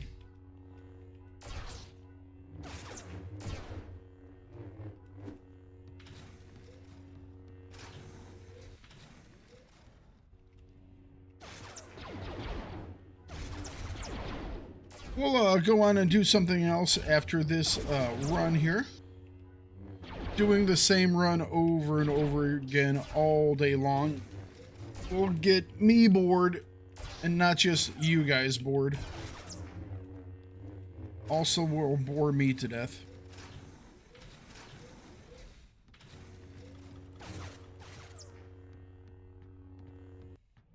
Alright, do not be stuck. Oh, he's stuck.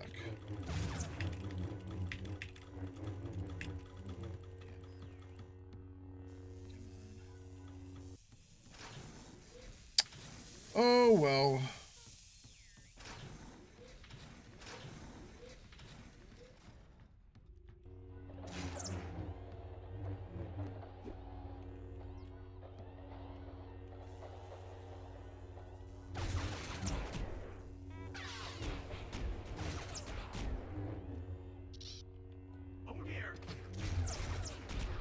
We might do a little flying on our officer after a bit.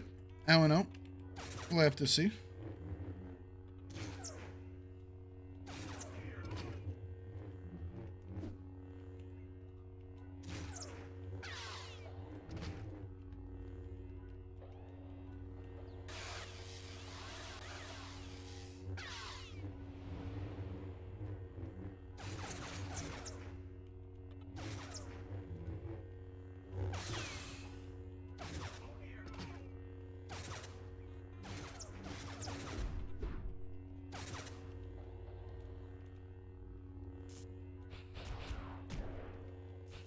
I was hoping he was going to follow me. He didn't.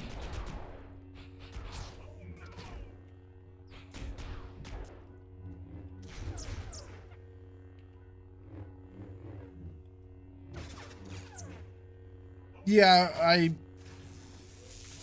on Sunday, I was doing some stuff. I was carrying some stuff around the room, and I wound up tripping on an object and wrenching my back as I was tripping and stumbling and trying to maintain my balance.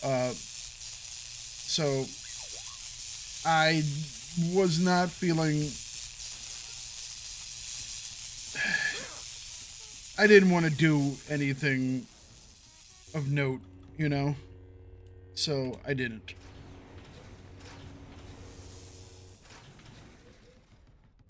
And even today, it's like, back is still sore. It's not as bad as it was the other day, but it was like,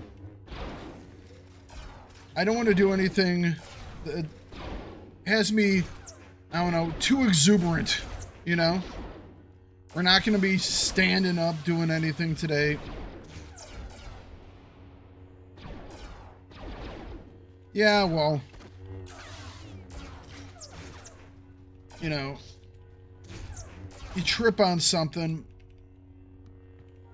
you're going to generally screw something up, especially if you're in the process of, like I was, carrying something. I didn't drop what I was carrying, though.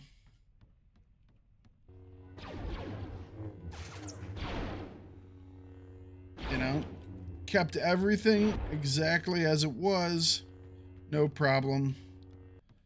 I guess you learn later on that sometimes it's better to drop all of your laundry and not hurt yourself than be a pro and keep all the laundry perfectly safe and wrench your back.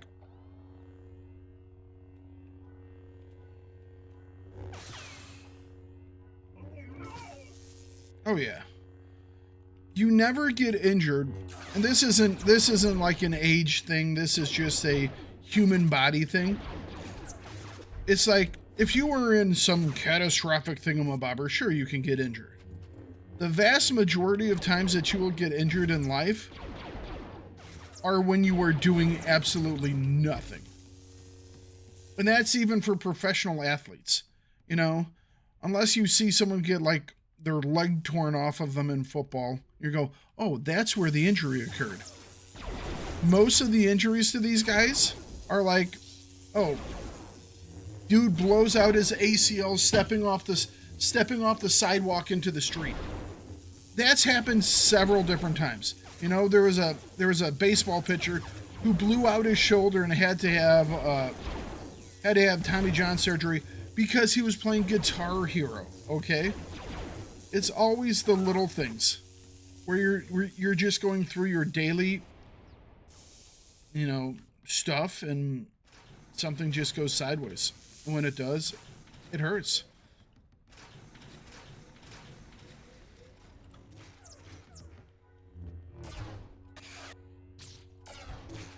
Well, that's because you sit on it too long.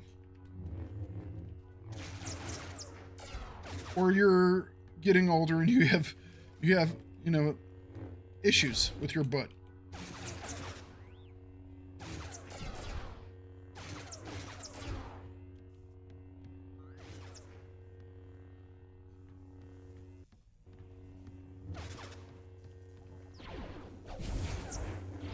Well, okay then. That's a little more, yeah.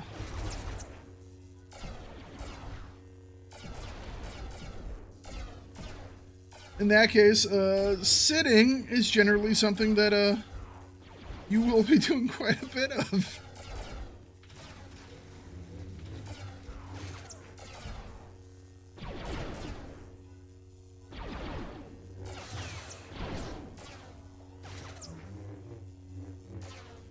Can't avoid that one.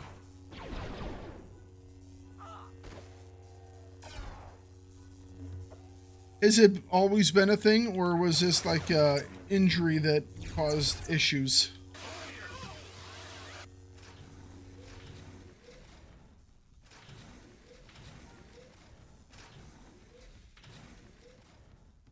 And have you put yourself in the queue for getting one of Elon Musk's brain chips?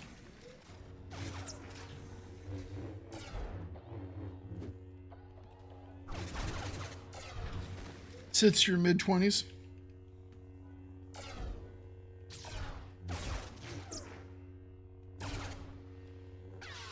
I have a lot of family that have had a lot of stuff, but that's one thing that luckily no one has had to endure.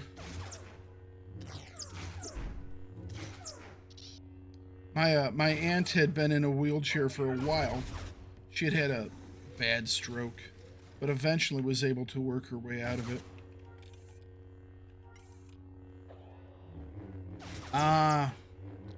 I know, oh, what did Mouse have? A person that I was in clan with, you know, played games with, developed, or had, I don't know if it was MS or it might have been muscular dystrophy. I can't remember what it was, but yeah, he was having issues, but you know, he's still around and kicking today, so it's all good. Well, it's not all good, but him being around and kicking is still good. Don't talk to him as much anymore, but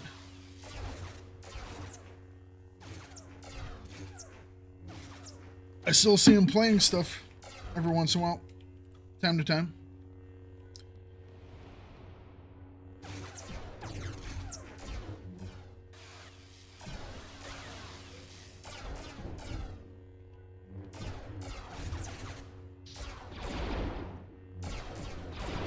Oh, I'm getting blasted.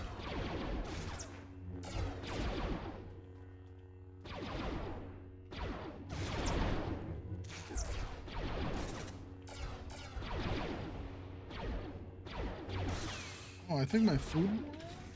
Yeah.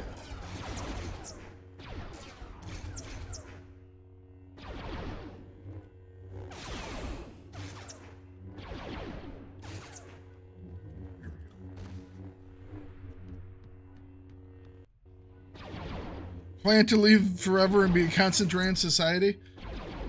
You know what? We're so very much alike.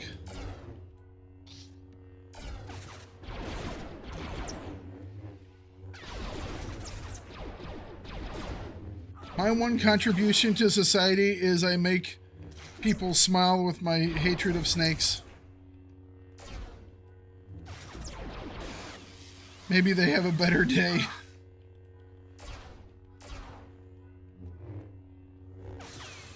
At least that's what it is for right now. Just a pistol. Well, on this run, we did not find an AV-21 engine. Oh, well. Not going to find it each time.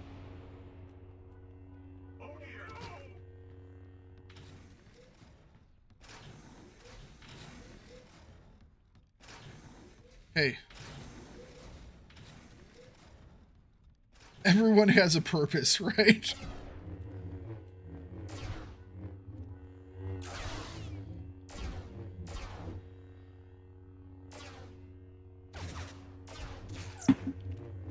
As long as you can still play the video games.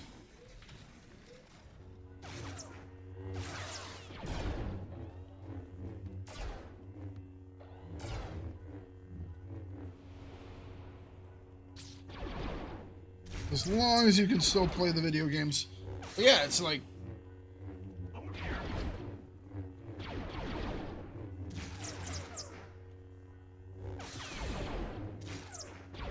This is good. Got all the stuff we need now. Fairly decent haul.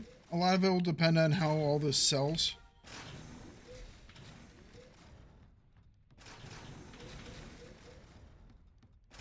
Well, that's not just a you thing. That's a lot of people things. Staying focused. There are pharmacists and pharmaceuticals that make a lot of money trying at keeping people focused. Tell you that much right now.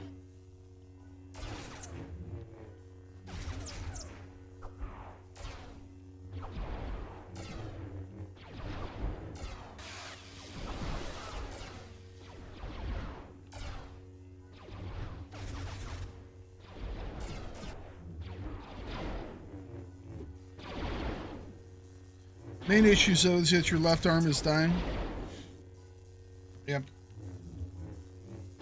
Like I said, the one guy that I used to play with quite a bit, he was having the issue controlling his the movements of his arm.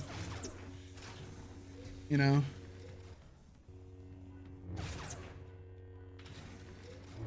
It's like, oh, one of these days,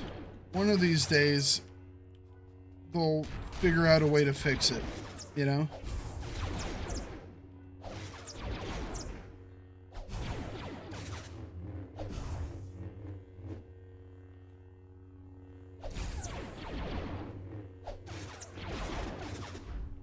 I want to game so badly, but I somehow can't game if I can't game for at least X amount of hours.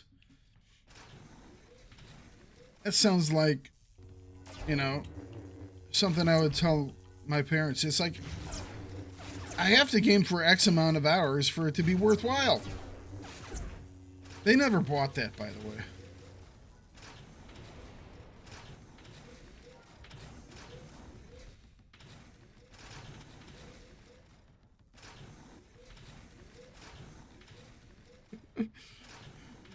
It's not me. I'm not a grumpy old man in a wheelchair flicking everybody off.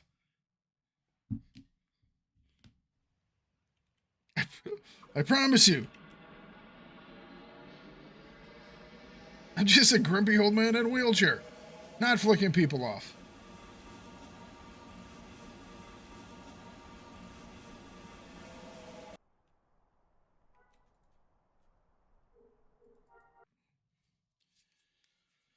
Oh, what was...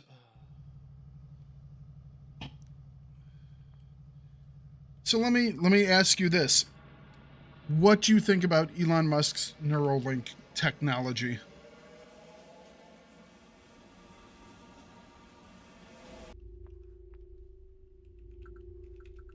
I find it rather remarkable.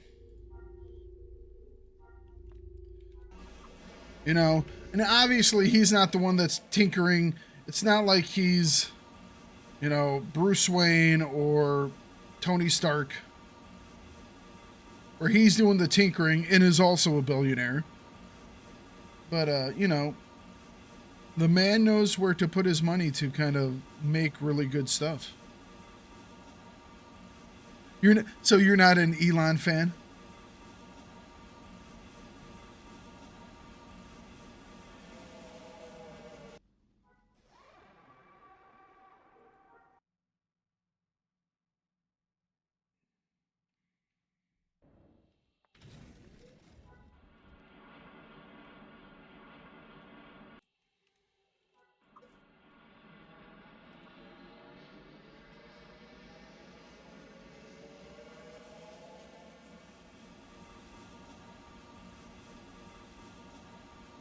Mm-mm-mm.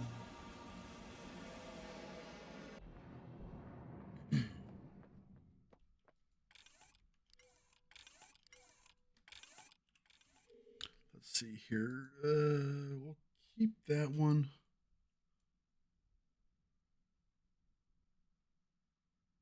Eh.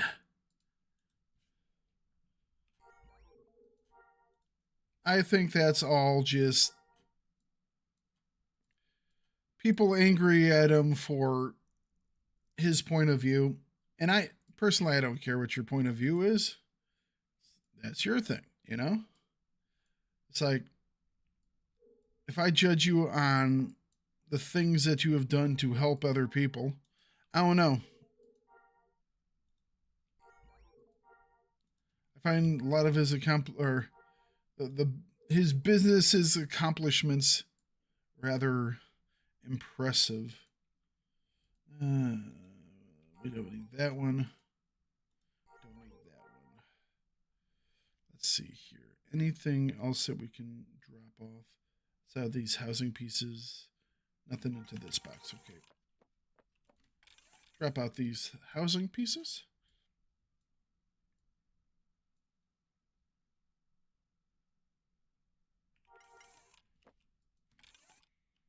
In that case, we'll remove his name from it and say, what do you think of the Neuralink technology?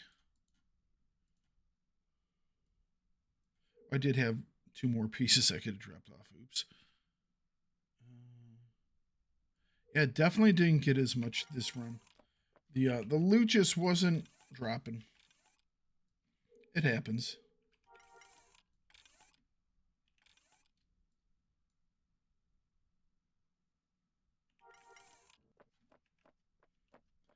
You don't want to be a robot? True enough.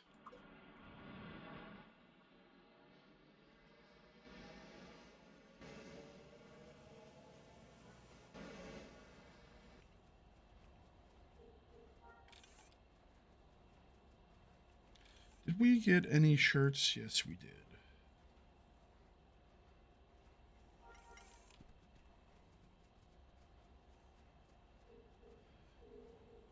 Become a computer character? Well, you know, I could see the. How should I put this? Cybernetics becoming a very big field in the next 50 years, you know? Eh, 50 years probably is enough time. I mean, we already do replacement limbs and stuff for people who have lost limbs due to one reason or another. Some of which are very high quality. I mean, just think of how much better those could be over the next couple of years. To to be put into a computer.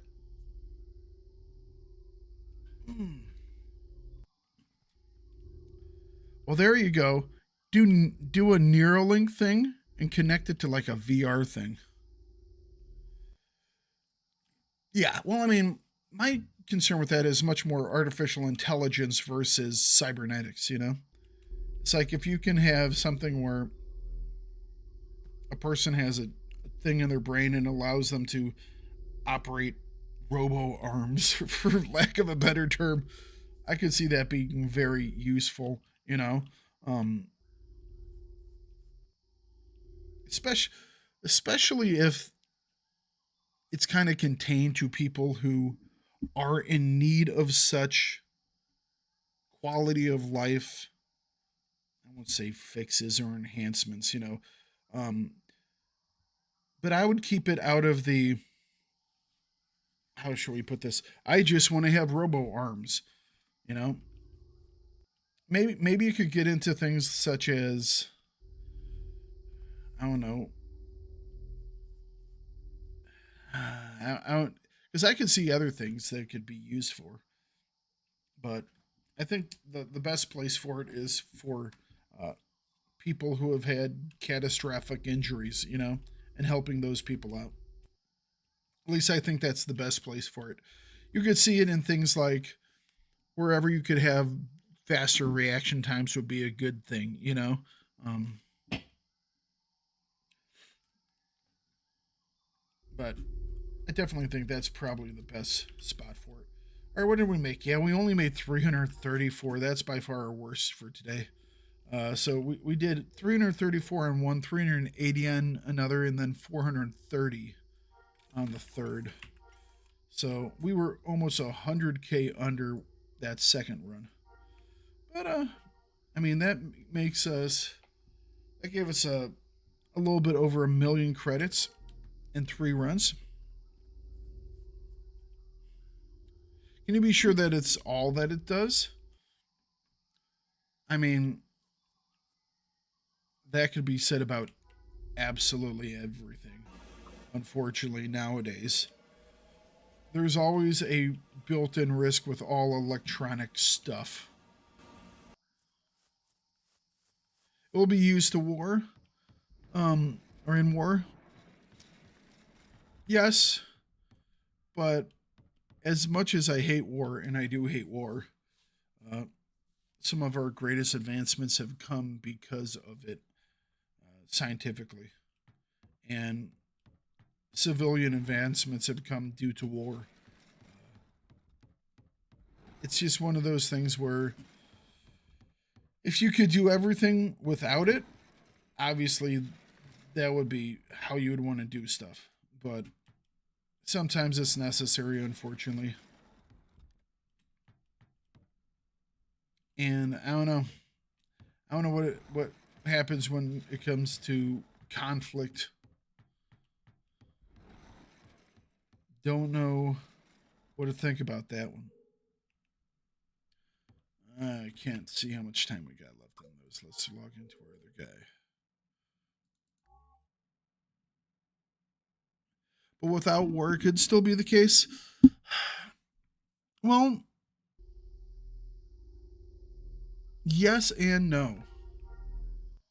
Um, I mean, there's enough information that we've gathered that has shown, the stuff that has been made because they were looking for stuff in war that has then gone on to, you know, make stuff. I mean, even if we're talking about,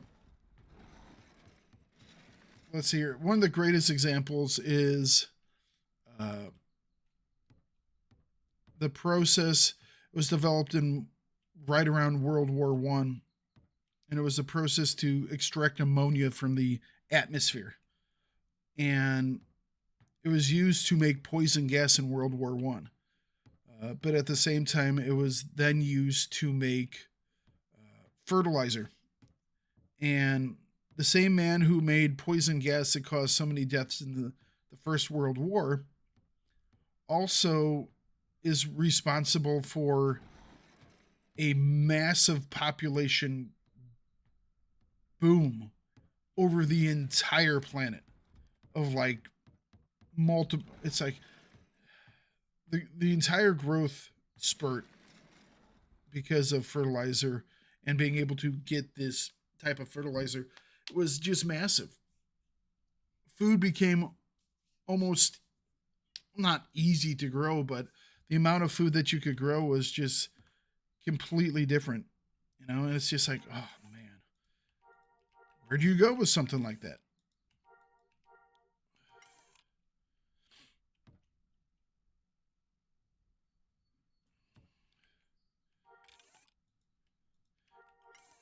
If we could get to a point, then perhaps. But there's always going to be people with ambition, you know? And then there are always going to be people who have to fight the people with ambition. And it's just, unfortunately, it's a part of the whole human experiment.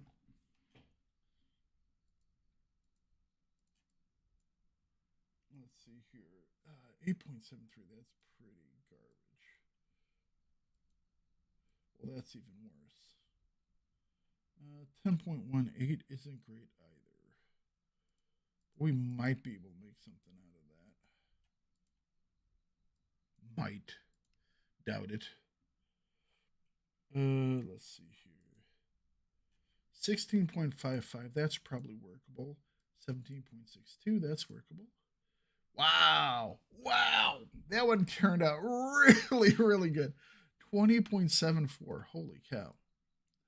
We could probably mix that with lower level ones that have higher mutagen to make like a really good mutagen one. Holy cow, that one was really good. All right, we're going to stick that one there. Let's see how these hydro turned out. Oh, time remaining. 31 minutes until we can check those out. What I don't get is, why do our stupid leaders want more power?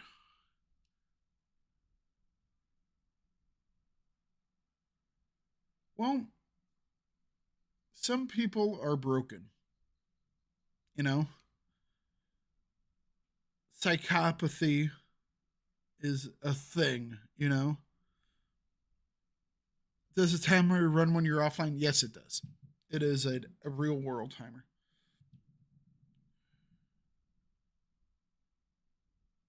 I would worship a leader for making things better for the people he or she is supposed to lead. See, you won't like this. You really won't like this. But it's like, obviously you are not a Trump supporter. And I think the dude's a complete asshole. But a lot of the things that happened under his term, I was perfectly okay with. You know? It's like there weren't any new major conflicts. There was a peace accord in the Middle East. For all the assholey things he did and some of the stuff that I really didn't like, you know, he did things I didn't like. Some of the stuff that he did get done was good. And I think it's going to take us a long time to get to a point where we look back at things and go, all right, not everything was bad. You're not a world leader supporter. I can understand that too. I am not a fan of a lot of the world leaders. History is going to be the thing that looks back and tells us how things, you know, whether people were good or bad or, you know, just there. That's one of the reasons why currently I don't like Biden very much, is because I think he comes off as indifferent to me, you know? And it's like, I think indifference is probably one of the worst things you can be, you know? Just being there is not enough. You got to do stuff.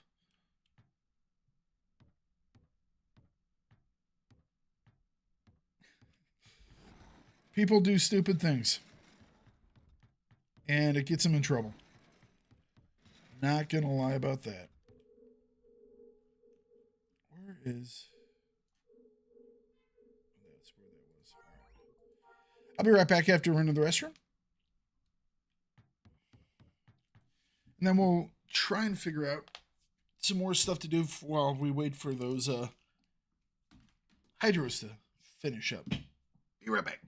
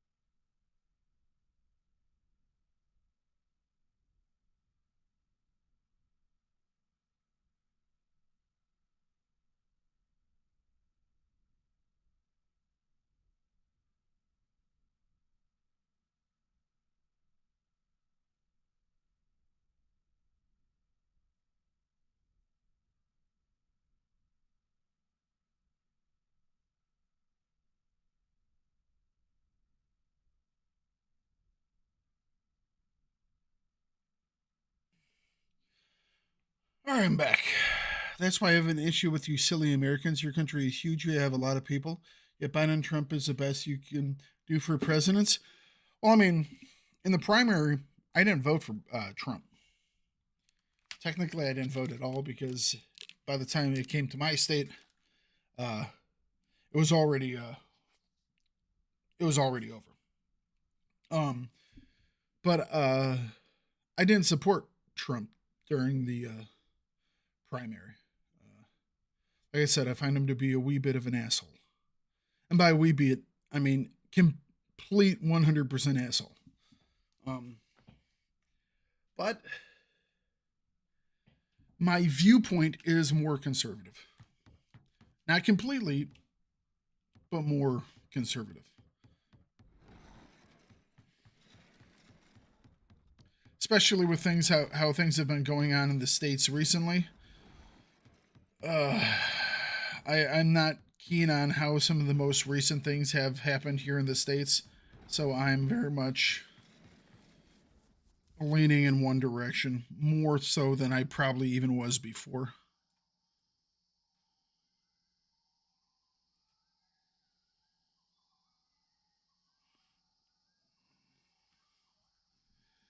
How can you not find others? I know there are a lot of people around the world asking this. Well, how can the people of it's like obviously Russia is a different thing, because let's be honest, their free elections probably aren't free elections. Um, but why haven't the people of Russia figured that out? Why haven't the people of, you know, Ukraine or Israel figure that out? Hell, look just north of our border to Canada. They literally have elected over and over again a man who has nosedove their entire country economically into the ground. I mean, completely destroyed their country. And it looks like they're going to have a different prime minister this time around. But this is a problem with people. And I think part of it is people are afraid of, should we say, change. um the old systems that they have ingrained with them, they don't want to stray too far from, so you get into a pattern where you elect these type of people and you go, you know I don't know about this other thing. Maybe it's just safer to be with this stuff here, the devil, right? um but yes, I think there were better choices than Trump in the primary.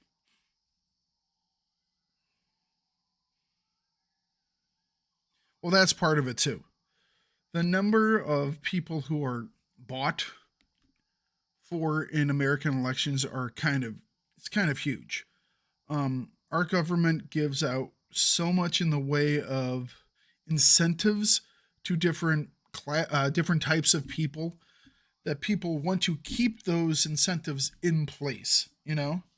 Um, Subsidies, like subsidies to farmers, are huge. And so the farmers want to keep up the subsidies, so they're going to keep voting for the dudes who like the subsidies, who will bring them those subsidies. So it's like there are all these different things.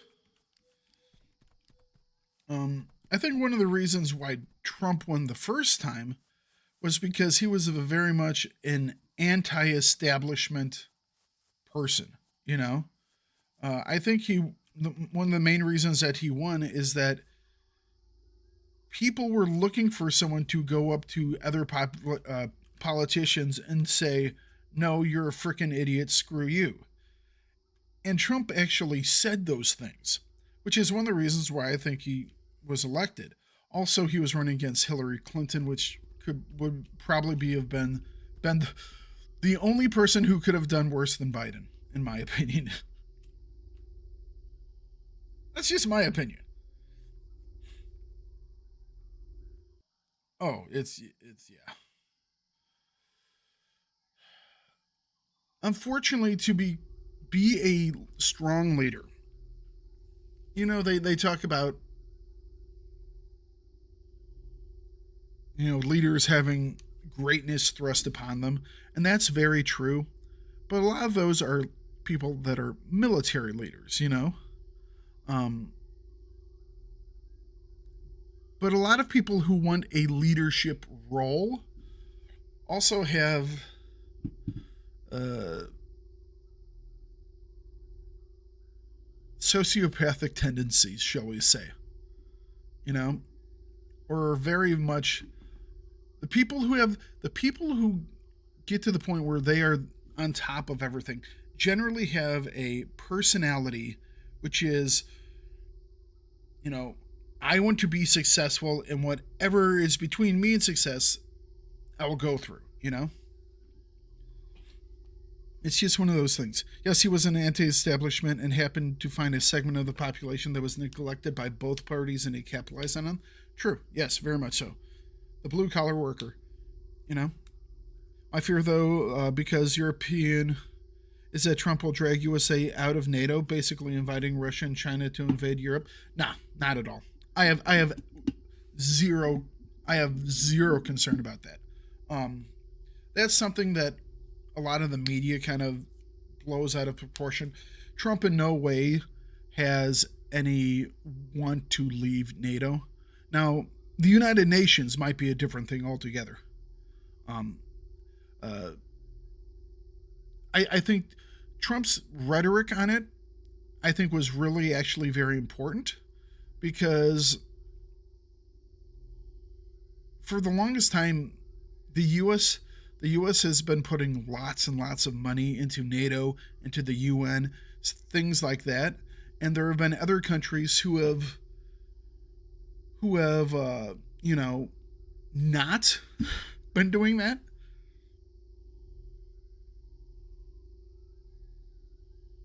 Well, that's the thing. He wanted to make sure that everybody was paying in like they were supposed to, you know, because I think there is a part of this thing in Europe, and this is, like I said, you are a European looking at me, an American, and trying to judge stuff in America. I am an American looking at you guys, European, trying to judge stuff in Europe. But I think there is a segment of, and maybe it's just leaders, I don't know if it's the populace, but in Europe that go, it's like when people sign on to all these bans, right? So it's like, oh, in Europe, it's like most of these nations have signed on to things like, you know, bans on landmines or bans on cluster munitions. And they do so knowing that if they get into a war, they can call on America to come in and defend them. And America is not going to sign on to these treaties. So the Americans will still be using landmines and still be using cluster munitions. And so they'll be able to get the job done. But the people in Europe can then sit there and go, you know what? We're such good guys because we signed on to this treaty, knowing that if things go south, they always have the U.S. to fall back on. Maybe I'm completely wrong about that. But from the outside looking into Europe, I see a lot of stuff where it's like, how should I put this? Because they know that the U.S. will back them up, and the U.S. will come and defend them and fight for them, and the U.S. will all use all these tools to get the job done, they can then say, we're not going to use those tools. And they kind of have, I won't say a holier than thou attitude, but it's like, we won't sink to those levels type stuff, you know? I don't know. Maybe I'm completely wrong. I think you got a wrong picture of Europeans. I quite possibly do. Right. No. I understand why you don't like them. I don't like them for that reason as well. Completely. That is not the. I think it's a lot easier for, like, the Europeans to do such treaties because they know that they can do that because they have someone defending them. Oh yeah. Well, even from World War One, Zone Rouge in France and parts of what, Belgium, they still have stuff from the First World War that makes them not even able to farm or everything else, and you can't really go into them. It's complete disasters, you know. And if we could get rid of all those things, so much the better. But it's one of those, having the tool uh, doesn't necessarily mean using it, but having someone who has all the tools is also useful. Yes, I totally understand that, you know. US UN has been crap for decades. Yeah, U.S. has the rep as the richest nation, but the average American is by no means the richest people in the world. Correct. The average American family struggles just like every other family around the world. They're tired of paying taxes to support everyone else. Yes, but you also have to remember that the average American, if you put them on where they are in the world monetarily, they are in very much on the more affluent side.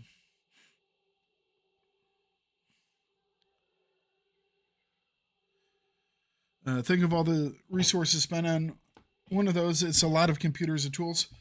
Well, right, but computers wouldn't exist if it wasn't for the Second World War. Computer technology really didn't have any type of people were working little a bit on that stuff, but why did computer technology take such a huge jump in the 40s, 50s, and 60s? It was conflict. You know, unfortunately, uh, war drives innovation because people will make something, then people have to figure out a way to beat something. I mean, all the mines and bombs just lying on the around in the ground. Yeah, yeah, true enough. Well, I mean, it's like you look at the U.S. and how much money the U.S. spends every single year on its military. Whether or not they spend the money or lose the money, there's a slight issue with the DoD, you know, losing billions of dollars worth of money. Just going, we don't know where we put it. It happens. Unfortunately, when you have a bureaucracy as big as the DoD, and that's another issue with America, is the Americans have we have way too many. How should I put this? Departments, bureaucracy in our government. I'm a very much a person for small government. It's like we literally have stuff, and we're not as bad as some countries, but we have departments for everything, you know, and it's sad we need the military, all that money. Completely 100% agree with you. It is sad that we need militaries, but unfortunately, you're always going to. Unfortunately, you're always going to have a Putin or a Kim Jong Un or a Saddam Hussein or a Pooh Bear. Um, you're always going to have people that do stuff, you know. And unfortunately, if you also don't have another group that has a big military that says, "Stop, don't do that," uh, they will just try and take everything. Got a question? I an American? Yes, I was born in the States. I was born in Texas, so technically, I am an American and Texican. I am a Texan and an American. When I say American, I know this probably is egotistical of me, but I say United States of America. You know, that's I am an American from the U.S. of A. Um, you know, I guess technically I would say North American, but yes, Canadians. There are really interesting top hat. You know, they are unique folk. Uh, Can't lie about that. You never want to piss the Canadians off because they will. Americans tend to think of the U.S. as owning American. Well, I think part of that is just the naming scheme. Okay, it's like there's no other country on either of the continents that's named something something America. You know, United States of America. So it's a shortening of that. You know, and is it representative of all the people of North, Central, and South America? No, but it's a shortening of the title of American.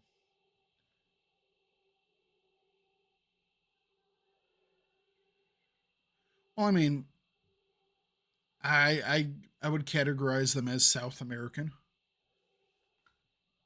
But Canada is in America too. They should be considered Americans too. Yes, yes, yes. Now, all of them are Americans. But when I use that term, I'm specifically talking of the residents of the United States of America, you know? And yes, is that a little egocentric of us? Yeah, true. It is. It is. Um,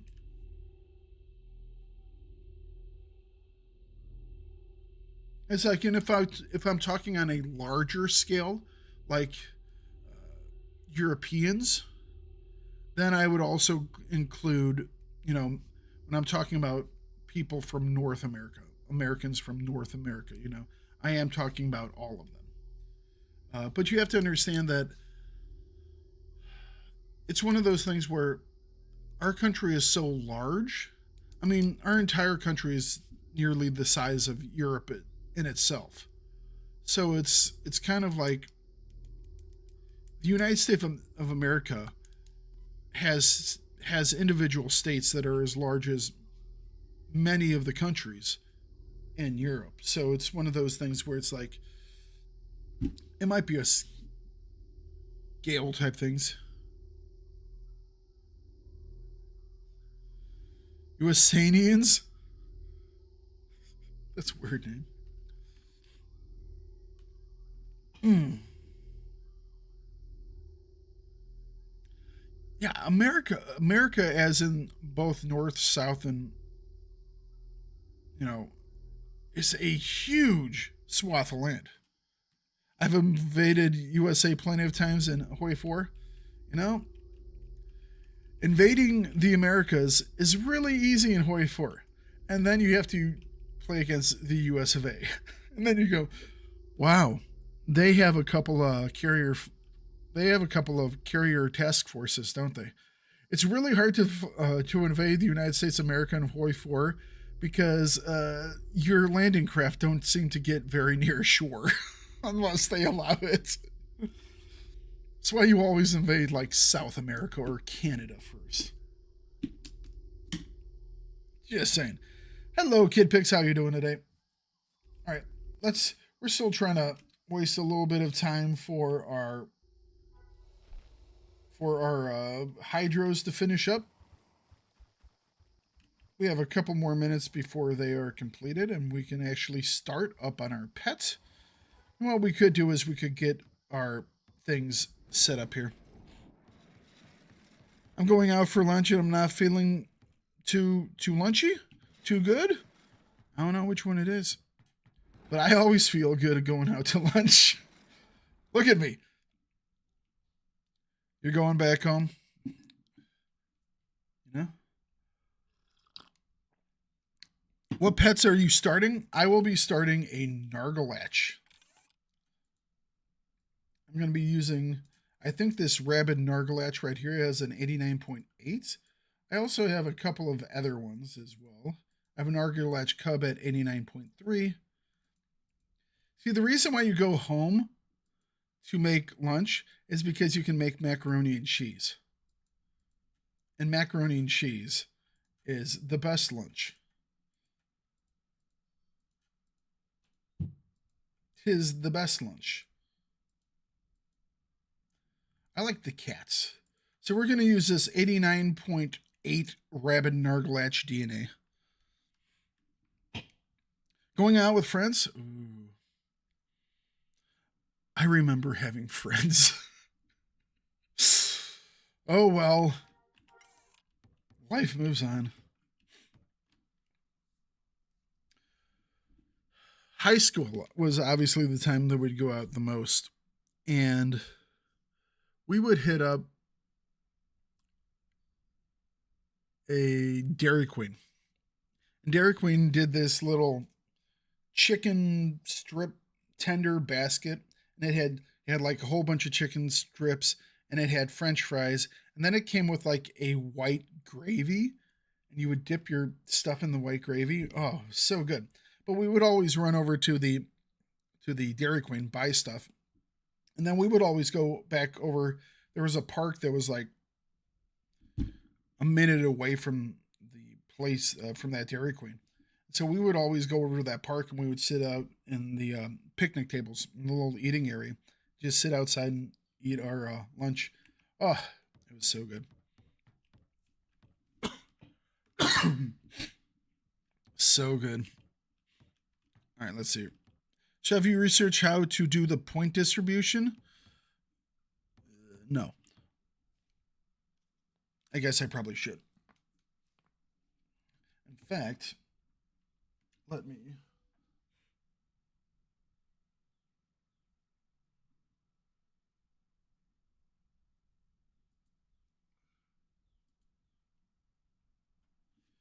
Okay. Because I am going to have to do some stuff.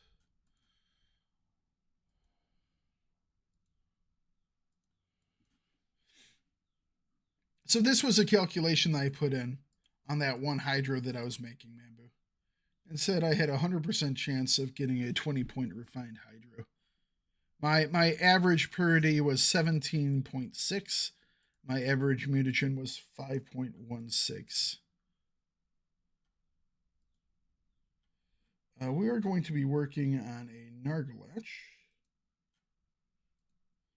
This is what we're going to be working on here. Dairy Queen used to have the best chili cheese dogs. Yeah. Well, I won't say the best. I won't say the best because there's always been one place that has been better. And I don't know if you'll know this one, Mambu. You should because you're close enough to Chicago. Portillo's. Portillo's makes the best chili cheese dog and Italian beef. Oh man. There's an art to it, the point distribution. Okay. Chili cheese dogs sound good. So yeah, we're going to be using this guy. So we're going to need an orange, a light blue, and a green. So an orange liaise, a light blue ISO, and a green ISO. You have them here? Oh man. Foostrum, hell yeah. They are okay. Bite thy tongue, Mambu. They're amazing. All right, so light blue and green and a yellow or an orange liaise. So we have liaise over here. We need an orange one. So we'll grab that. And we have light blue and green. Let's go with like maybe this one. 89.26 sounds pretty good. I don't want to use the super good ones for our very first one. And so we said 89.26.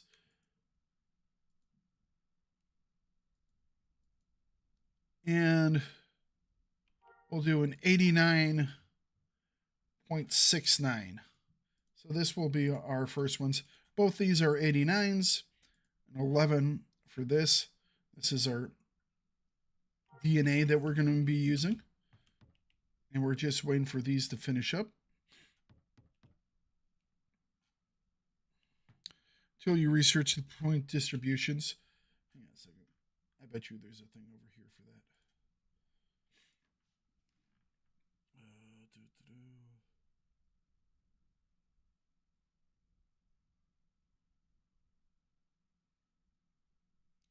Experience calculator.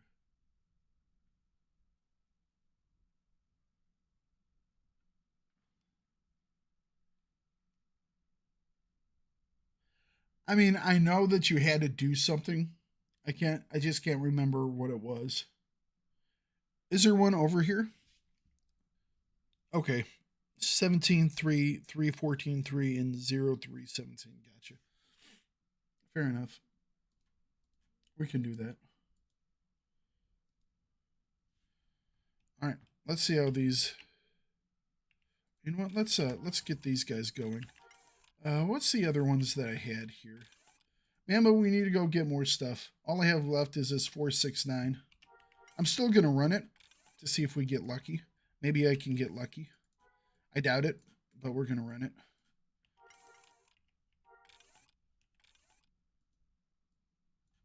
This one's pretty garbage, but we'll see if we get randomly lucky. Unless you were trying for the mutation. What is it then? So I am trying for the mutation. We'll see if we're trying for the mutation in a minute. All right, let's see here. 9.73. Are any of these really decent? All right, so 11.13. Because I need some more C's. I could use another B.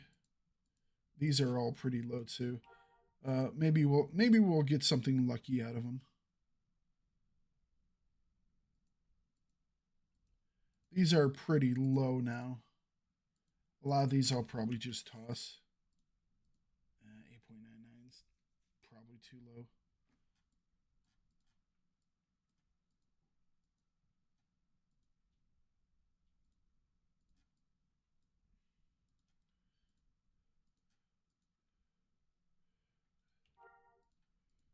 I'll try just see if we get lucky on any of these that are over 10.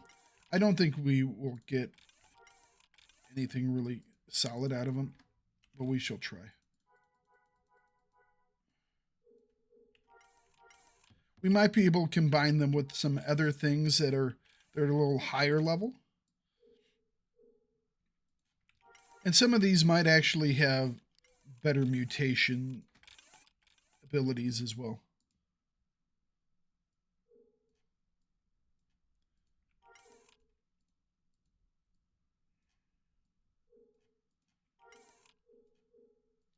So if we're like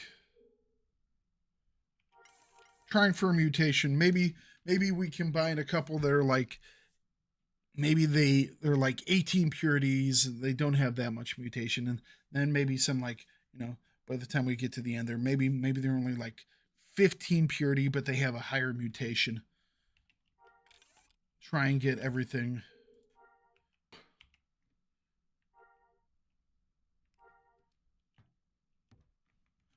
What? There's an actual thing? Oh, goodness.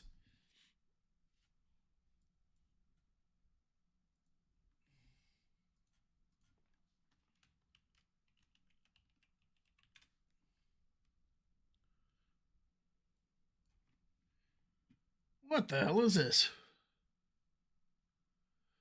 Change the links to use. I spent the time to go ahead and update distribution tables. They're quite difficult to read, so let me.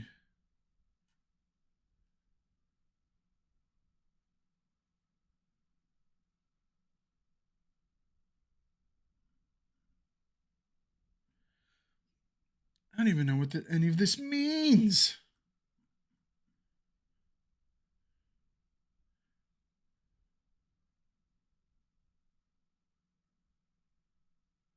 So 1330 is the basic one you said. This is a 16. Well, these are 48 point hydras, right? Because I'm. All right, I'm just gonna go with 60 point things, and if I get a mutation, I just get a freaking mutation. How about that? I could make 48 point hydras, but what if I just put 60s in there? You know? Well, I mean, if I get a mutation, I get a mutation, right?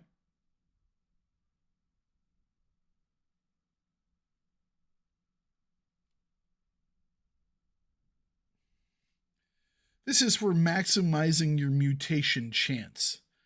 And I'm not trying to necessarily maximize my mutation chance on this first one. All right. Let's see here. What did we get off of these guys? All right, so these are our first two completed ones, and this is a 20 with a 4.28, and this is a 20 with a 4.63. So we got ourselves two 20s.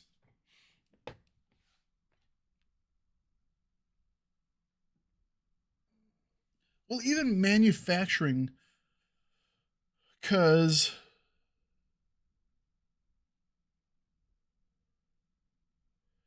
those would what be 16 points if I'm doing my head math correctly.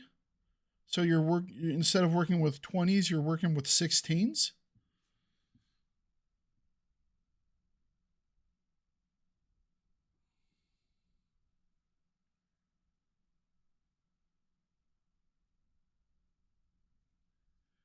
Gotcha.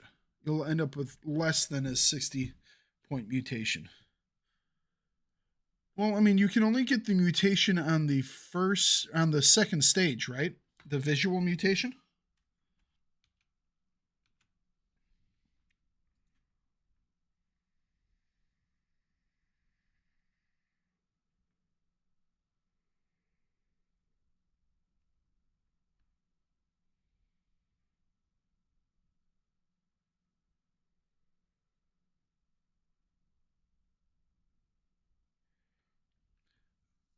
Why wouldn't you just do it with 320s?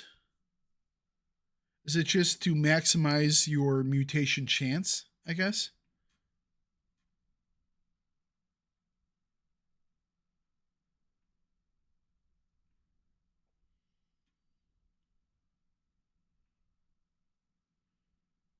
And I guess this is how much you could, if you were absolutely trying to push it to its max. So I said the reason you wouldn't be using 20s in your stuff is because you're trying to maximize the amount of mutation chance you get. So you're intentionally making lower point hydros to maximize the mutation in them.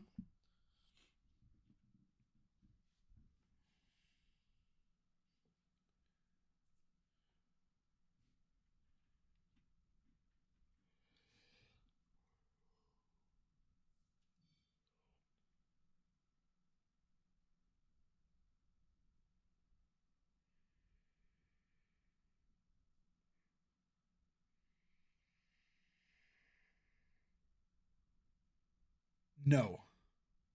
Okay.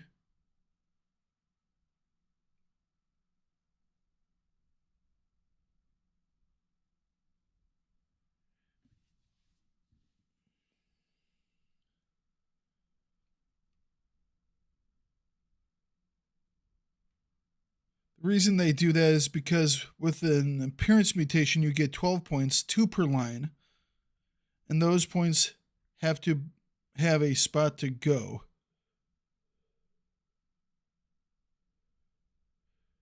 All right, so what you're saying is that when you get to your third incubation phase, you want to make sure that you allot for 2 points in each line to be free, just in case you get a mutation on the third stage.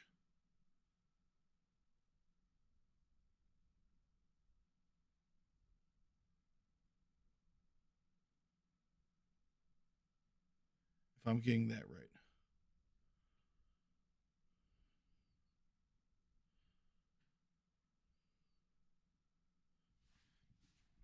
I'll probably have to have him on comms walking me through it more specifically.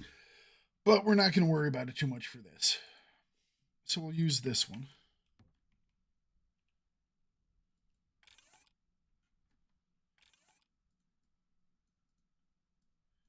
These are our refined hydros. Gonna have to go get more, Mambu. All right. this is the correct incubator, right? Yes. At some point through the experimentation phase, they leave two open. That chart just gives you the possibilities to do it. It's a lot of chart. It's a lot of chart, Mambu.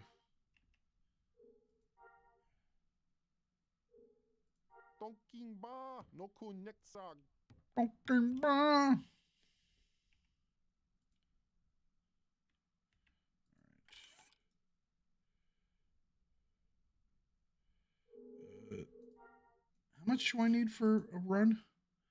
How much power do we need for a run, Mambu? You probably know this offhand, so I'll just ask you.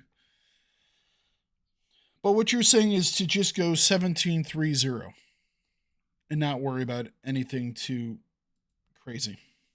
Because what is the likelihood that I'm going to get a mutation? Right? What's the likelihood? It's not high. The probability is not high. Well, that's what I'm going to do. I'm not gonna get too far into the weeds. As lucky as I am. Oh man, if I was to get a mutation, I would be able to hear from 600 miles away the sound of a computer being thrown off of a desk in Indianapolis. Okay? I'd be able to hear it from there would be a disturbance in the force. How much energy do I have to put in these, Mambu?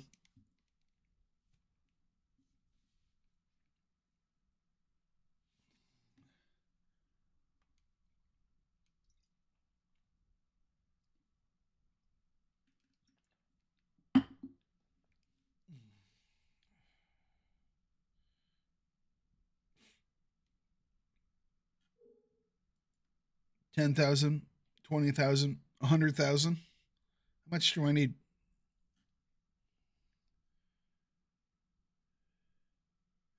Okay, 50K? Sure.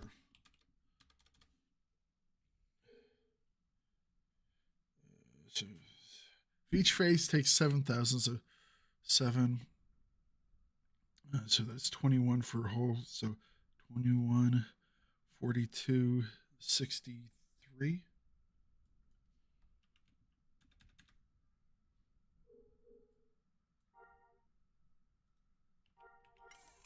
Fucking mom. Deposit power. Oh, it only takes 50K. Gotcha.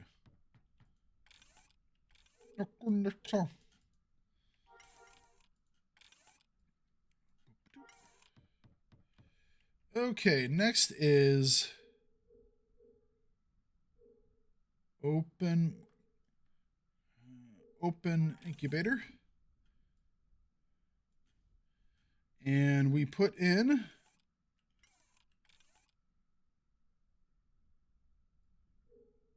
our DNA of our rabid Nargalatch. Then we start our experimentation session. All right.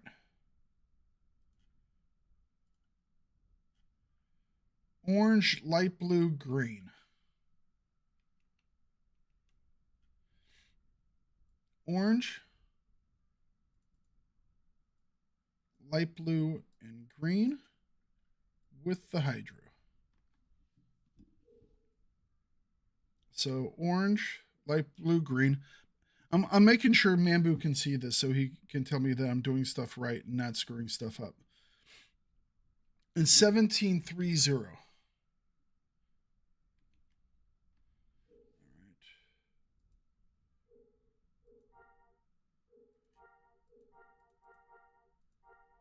1730.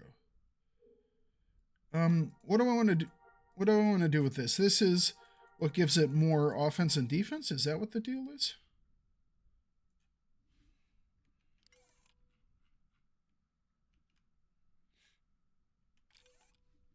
$1730.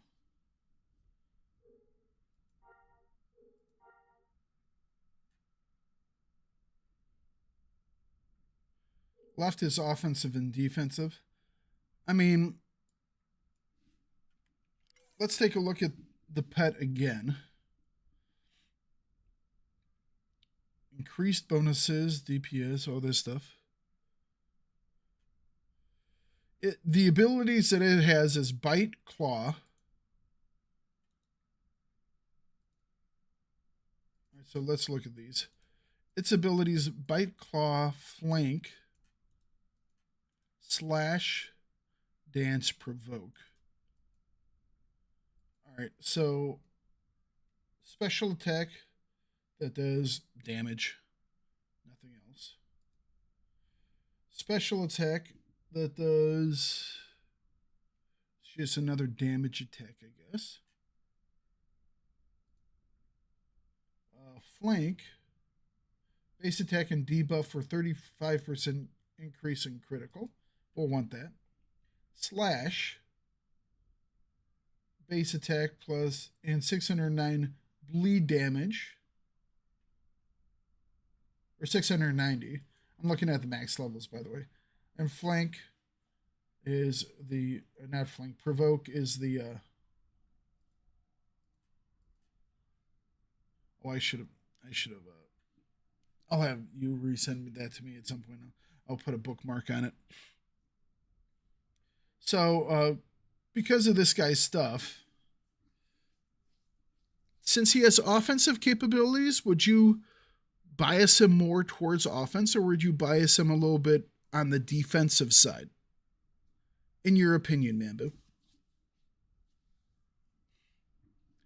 Because one, it's like, do you want him to be all glass cannon-y, or do you want him to have a little bit more defense?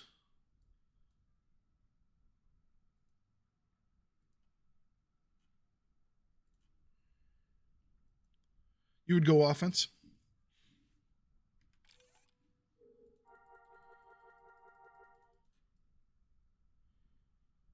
All right. This is all set up correct. Orange, light blue, green. I have these in the correct locations.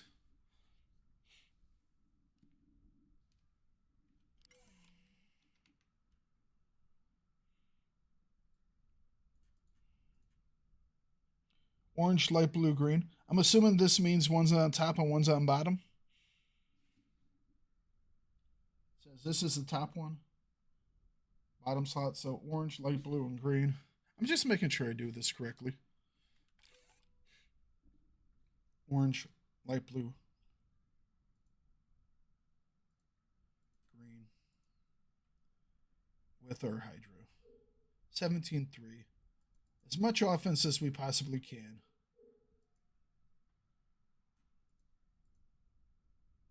Does it matter how we put these points in? Or can I just blop them in? Can I just go blop, blop, blop?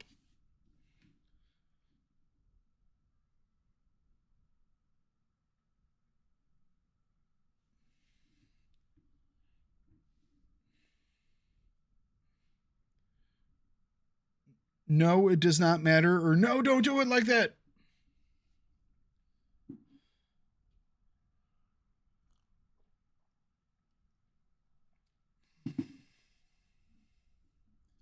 Doesn't matter as long as I put the points in.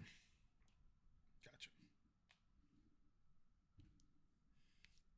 Unless I was trying to do a mutation, in which case I would want to leave a space of some sort.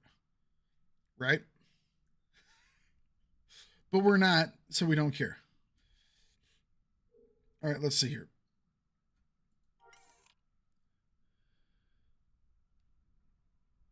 I am registering some increased readings with your incubator. What did you say?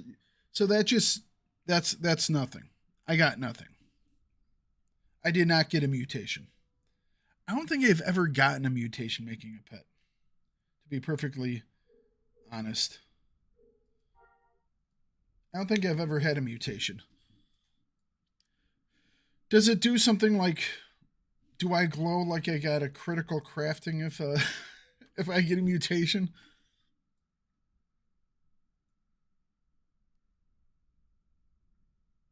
"23 hours before I can do the next part."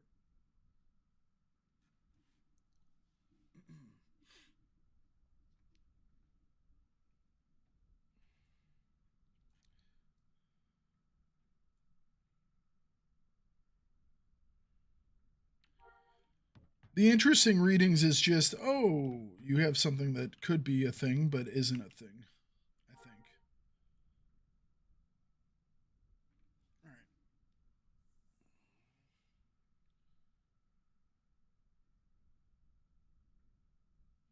Oh, okay. Gotcha. And before you get an appearance mutation, you have to have, what, one stat mutation?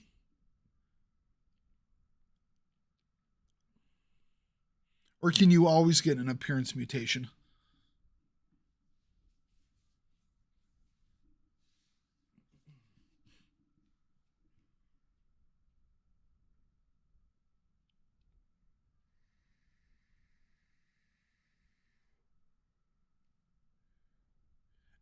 So it's always at least the second stage.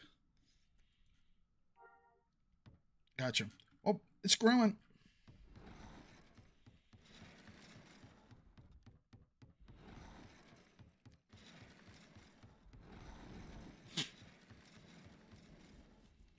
Okay. What time is it? It is 2:30.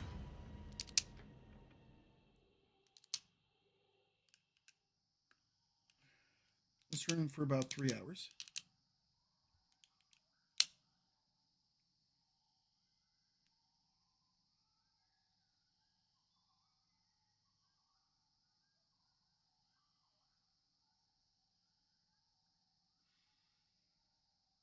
Well, we got our Nargalash working.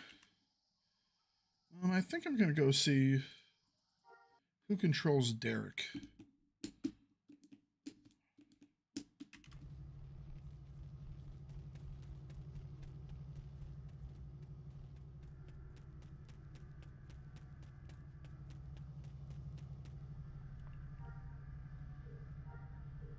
So it's more difficult here on Legends.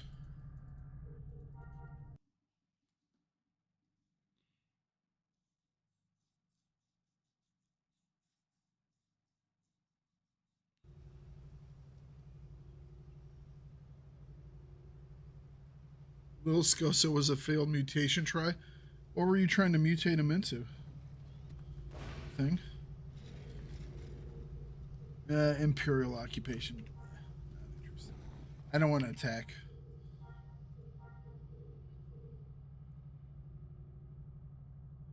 Where? We're on Loke.